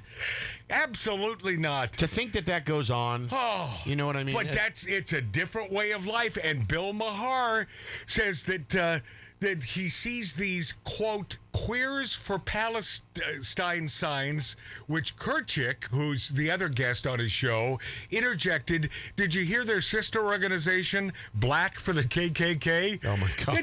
But it is. It's as ludicrous. Yeah, that's ludicrous. He said, I'm a gay man. I've lived in Berlin. This is a level of masochism that even I cannot comprehend. You know, I mean, these are bad people. It is so, yeah. They're terrible people. Out of control. So both Dus and Kerchik on the Bill Maher show agreed this is a small but vocal minority, which drew skepticism from Maher. What is? So, Matt, can I ask you something? While Dus concluded the only way to have an effective movement on the left is one where Jews feel they are welcome. I mean, my God, I mean, this entire... the safety concerns yesterday, the day of jihad, and that wasn't simply in Israel or Palestine or any the East. That was in the United States as well. And these friggin' universities, including UCLA, they are chanting this. What must you feel like if you are a Jewish citizen who happens to be attending UCLA and you hear these cretins defending Hamas? Yeah. My God! How can you sleep at night if you're defending? Because that's who the left are. They think that there is a moral equivalency. There is no moral equivalency when you're cutting babies' heads off. No. The Jews aren't nasty. They don't want bloodshed. They want to simply enjoy life on that friggin' formerly piece of rotting desert that they turned into something. Right. Yes. Right. You know, at least they turned it worked into their asses something. off, It's beautiful. Man. Yeah. Being desecrated. This is so sickening, man. And my question was, do you think it's going to get worse before it gets better? Of course it's going to get worse. Of course. Yeah. This is the ground wars, and by the time you hear this show, I am sure it's already in effect. Striking Hollywood actors cancel the picket line, citing potential safety concerns on Hamas the day of jihad. They weren't picketing yesterday after the union called off protests, citing potential safety concerns. They also walked away from the table. Yeah, you know, I heard about that. Hey, man, I was afraid. I mean, my daughter flew in from the East Coast, or the Midwest on Wednesday. I was afraid. I was a little, it's like this is no time to be in the air. Not really. You know? Mm-mm. I mean, anything could happen, and she flew out this morning, and thank God she's safe, but anything could happen. And I am surprised that up until to this point, there has not been an attack here in the U.S., because I'm telling you, you have the sleeper cells, and there are gazillions of them, and it's just a matter of time. Yeah. I mean, God, I hate, you're hearing this from every other faction of media. Of course. It hurts me to double down on this. You know where we are. You're smart people. You understand. You're not on the left, I'm assuming. You love America, and you certainly love Israel. For the most part, you love Israel. And those are hard-working people simply trying to have a happy day. And I'm certain there are folks out there that disagree with me, and it's like, man, your head is in the sand. Well, maybe. Maybe. I saw Boyer after this thing came down. Mark C.G. Boyer, who happens to be a Jew. And I saw him last week, and I said, Mark, I'm really... And not just because he is a Jew. No, what you said is you're sorry about what's going on in Israel, and I piped up, well, you don't know if he's on that side. There are many Jews in the United States of America who think that they should have nothing to do with Israel or Jerusalem and get the hell out of there and stop it. Right, Mark? Yes. There are many, many Jews in the United States who it's like, no, they're causing trouble. And this has got to stop. Come on, Mark. I've said this a million times. It's time we get our Jewish friends together and maybe it has to be at gunpoint. Force them to vote the right way. Oh, boy. All right? That's democracy. I say get him in with matzo ball soup. That's democracy. Hey, by the way, I'm in with matzo ball soup. Yeah, that's right. I love matzo ball soup. I'll wait in line for that. We ate at a deli last night. Oh, I'll tell you about that. It's sort of funny. That sounds yummy. Yes, we go to break right now but I'll tell you about what went down. And we waited and waited. My daughter was with me, and she was so tired, and she only had about 2.5 hours to sleep because her flight was so early this morning. So my daughter simply saying, in and out, because we were getting no service. And I said, yes. Mark, of course, he's at the deli already, and we've already had the free pickles, so he forces us to stay there. And but anyway, and by the way, the sandwich, all right, I'll get to that. And Jada Pinkett Smith says she thought Will Smith slapping Chris was a skit. I believe her. We'll be this after back on Magic Matt's Outlaw Radio, on YouTube, on Rumble.com, on X, a.k.a. Twitter. I've gone to ground. I'm watching porn in my hotel dressing gown. And now I dream of you, but I still believe there's only enough for one in this lonely hotel suite. The journey's long.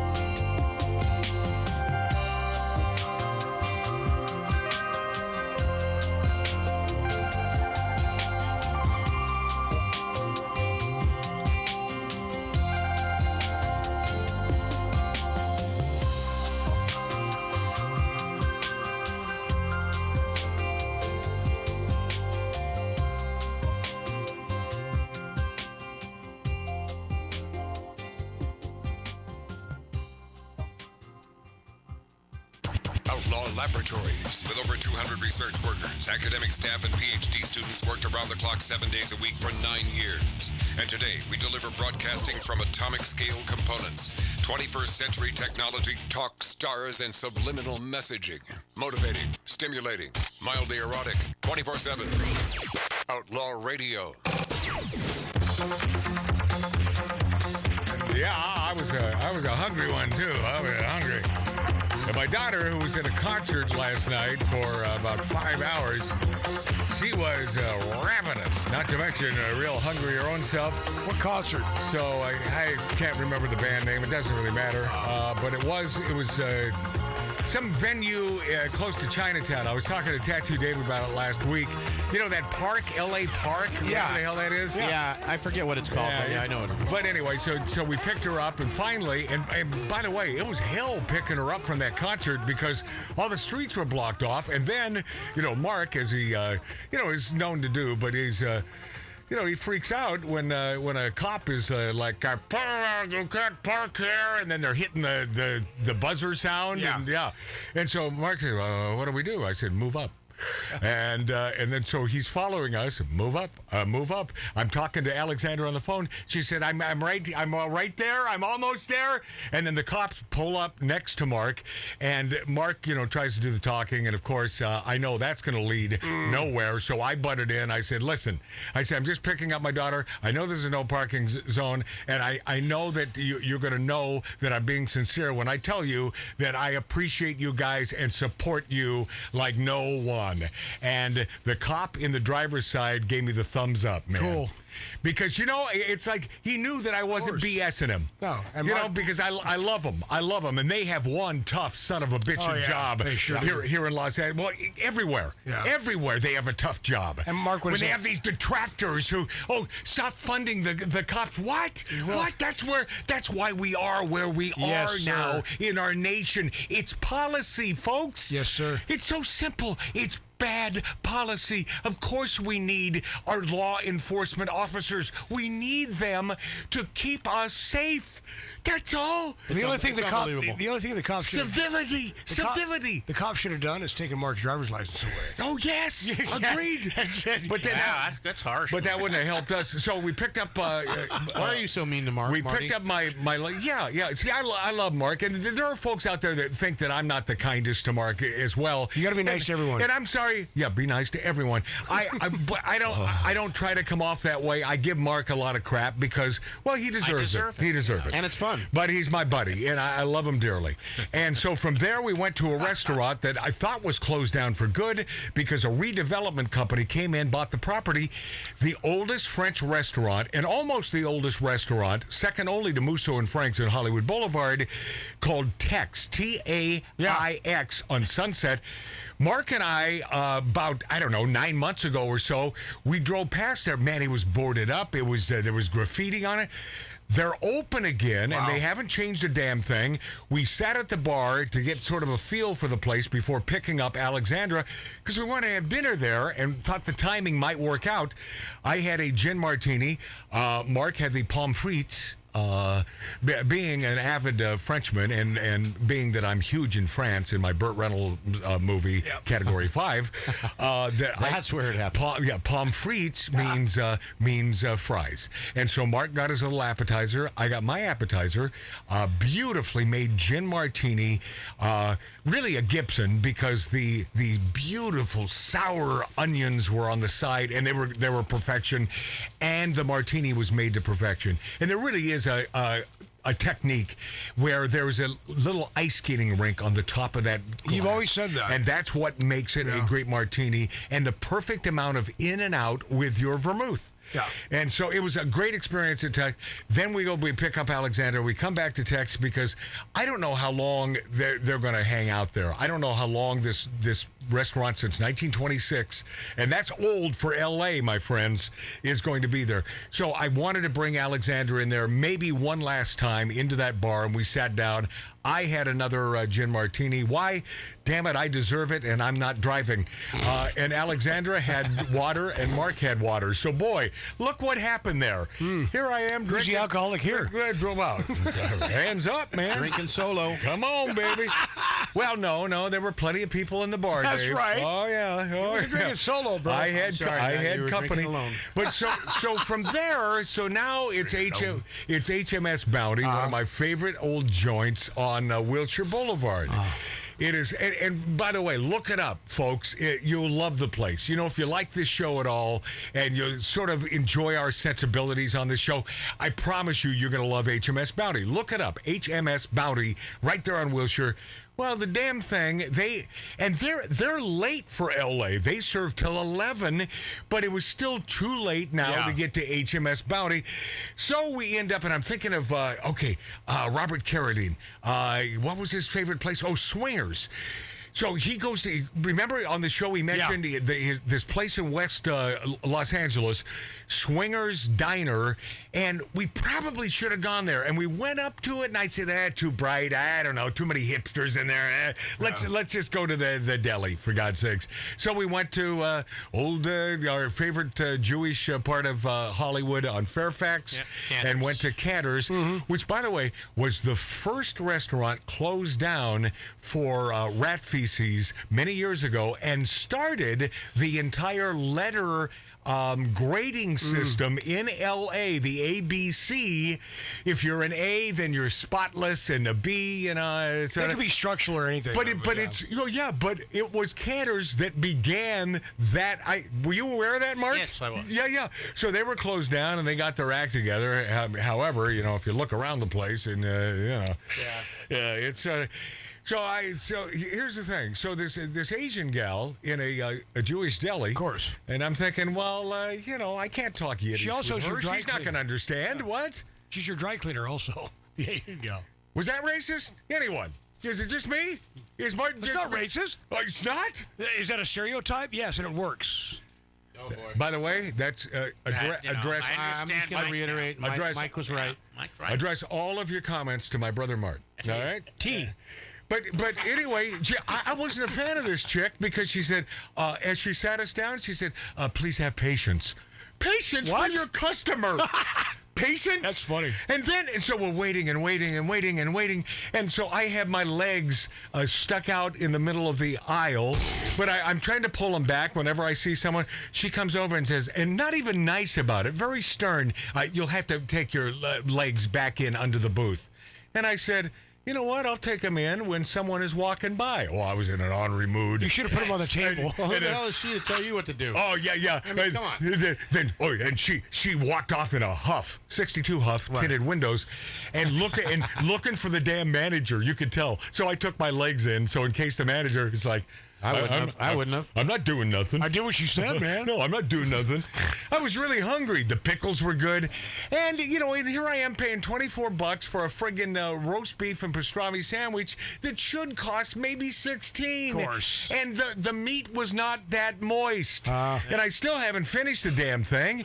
But it's like $24 now. And the only good news is you get a full, as it says in the menu, because it's the fresser, meaning that's for the big eater. Boy, I know my Yiddish. The fresser. That's because you're honorary. Oh, yeah. I used to order the Woody Allen. This is called the Woody Allen for the fresser. I used to order this at Carnegie Deli in Midtown Manhattan. And at that time, that sandwich was at least 9 inches high. At least. Yeah. This thing was maybe 4.5, 5 inches, $24. But you get, as it says in the menu, you get the large. What you pay for? The large portion of potato salad and coleslaw, which is just a regular portion. But I like both of those.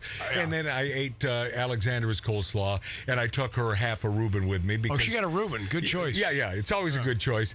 But anyway, I'm sort of glad I went. I'd still like to try Swingers. They're open 24 hours. And what did Mark Boyd? And I understand. In Carradine, I think he has a pretty good palate. He always thought that... she's there every day. Yeah. So he must, maybe it's a waitress there that he really digs. Or I'm sure it is. I think he had mentioned that. Okay. But I'm assuming the food is probably pretty good because they were pretty packed. And And what fun. Okay, what was I going to get to here? George Carlin. Yeah, I'll get to Carlin, but first, I just, and this goes back, I don't know, a few months, but I happen to run across this clip, and I want you to hear it again from Kamala Harris on abortion, and just how, in case you forgot, because you don't hear a lot from her these days. No, she disappeared. So I want to double down. In case you forgot how stupid she is, enjoy Kamala Harris. Here we go. I think it's very important, as you have heard from so many incredible leaders, for us at every moment in time, and certainly this one, to see the moment in time in which we exist and are present, and to be able to contextualize, to understand where we exist in the history and in the moment as it relates not only to the past but the future. She's like a kindergartner. What the F did she just say? No, she didn't say anything. She's like a kindergartner making it up who didn't prepare for the speech. I just the moment. She's so stupid. And real quickly here, Rudolph Isley, founding member of the Isley Brothers, Rock and Roll Hall of Fame member, passed away at 84 years old. That's Rudolph. I know Ronald. Ronald and I sang "Who's That Lady? Who's that lady?" at Mastro's with my dad one night. Yeah. So God rest your soul, Rudolph. I've always loved the Isley Brothers. Make me want to shout. Oh yeah, the originals, man. Yeah. But and how about "It's Your Thing"? Do what you want to do. Oh man. Oh, they're such a great band. But 84 years old, man. Too young. I hope you had a great life. God bless you. This is a George Carlin classic I played before, but it's so worth listening to again. And even though it says like 7 minutes or whatever, we have just enough time to get to the crux of this from the great George Carlin. Don't forget how brilliant this man and ahead of his time he was. Here we go. See, I'm not one of these people who's worried about everything. You got these people around you. The country's full of them now. People walking around all day long, worried about everything. Worried about the air, worried about the water, worried about the soil. Worried about pesticides, insecticides, food additives, carcinogens, worried about radon gas, worried about asbestos, worried about saving endangered species. Let me tell you about endangered species, all right? Saving endangered species is just one more arrogant attempt by humans to control nature. It is arrogant meddling. It's what got us in trouble in the first place. Doesn't anybody understand that? Interfering with nature. Over 90%, way over 90% of all the species that have ever lived on this planet, are gone. They're extinct. Yes. We didn't kill them all. They just disappeared. That's what nature does. They disappear these days at the rate of 25 a day, regardless of our behavior, I mean. Irrespective of how we act on this planet, 25 species that were here today will be gone tomorrow. Let them go gracefully. Leave nature alone. Haven't we done enough? We're so self-important. So self-important. Everybody's going to save something now. I'll save the trees, save the bees, save the whales, save those snails. And the greatest arrogance of all, save the planet. Here we go. What? Are these fucking people kidding me? Save the planet? We don't know how to take care of ourselves yet. We haven't learned how to help one another. We're going to save the fucking planet? I am getting tired of that shit. I'm tired of fucking Earth Day. I'm tired of these fucking self-righteous environmentalists. I'm tired of these white, liberal, bourgeois, liberal, white people who think the only thing wrong with this planet is there aren't enough bicycle paths. Trying to make the world safe and clean for their Volvos. And I'm really sick of these rock stars and movie stars going to work off their cocaine guilt by saving a forest somewhere. Besides, there's nothing besides first of all, the environmentalists don't give a shit about the planet. Right. They don't care about the planet. They don't. Not in the abstract, they don't. No. You know what they're interested in? A clean place to live. Yes. Their own habitat. Yes. They're worried that someday in the future they might be personally inconvenienced. Narrow, unenlightened self-interest doesn't impress me. Besides, there's nothing wrong with the planet. Right. The planet is fine. Yes. The people are fucked. There you go. Let's go to break. Man, what a brilliant guy, man. Brilliant guy, way ahead of his time. And P.S., not on the right. The man is not on the right. I would have to say that begrudgingly, he would be a conservative today. Yes. Today, George Carlin would be a conservative today. George Harrison would still be a Beatle. God bless you, man. God bless you. Remember George Carlin? Remember when you were with the Beatles? You used to know Paul McCartney? Yeah, that was awesome, man. All right, I'll get to Jada Pinkett Smith and some other stuff when we return on Magic Matt's Outlaw Radio.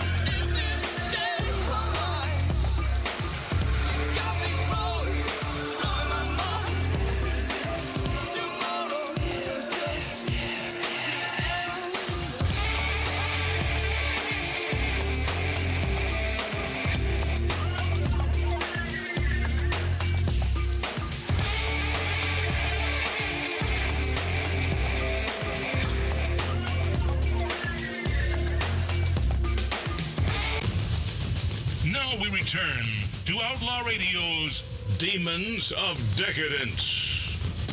I love it. I love this bar, and I love that you love this bar, and I love your bar. You have a dive bar. You know, please comment on our YouTube page or our Rumble page. Your favorite dive bars, because you throw it out there, a name and a city, I'll look into it because I love. That's his thing. I got to tell you, it really is, Dave. Yeah, I know. Tattoo Dave. I will search it out, and I'll find a bar, no matter where it is in the United States of America. Mark will drive you there. and Mark will drive me there. Yes. No matter how nasty it is, either, man. Because you brought me We've been to to some pretty nasty. we have, but no matter how much Mark C.G. Boyer protests, I think there's a part of him that has a good time. I think there's. Well, he's Ron? always in hopes. He's in hopes that he might be able to eat it. Yeah, something. Eat something. Pommes frites. You got any spare frites? You got any spare corn dog? That's been sitting back there for a week. I'll eat it. Anything. You know how Mark is when it comes to cleanliness. He didn't care, man. It can be rolled on the floor in the back of the bar, and it's like, well, it looks. Give me a napkin to wipe. Yeah, it looks edible to me. Wow. But I turned Alexandra, my lovely daughter, on Wednesday night in lieu of poker. I took her to 3 dive bars that I've been to 2 of them. Mom's, which is in West Hollywood, not in West LA. There's a big difference. It's on the west side of the 405. And, good little bar, and that was fine. That was fine. And then a place called Tiny's Dive. Now, when any new joint or old joint calls themselves a dive, it's sort of a red flag. Yeah. Because a real dive bar does not call themselves a dive bar. Just like telling people how nice you are. Yeah.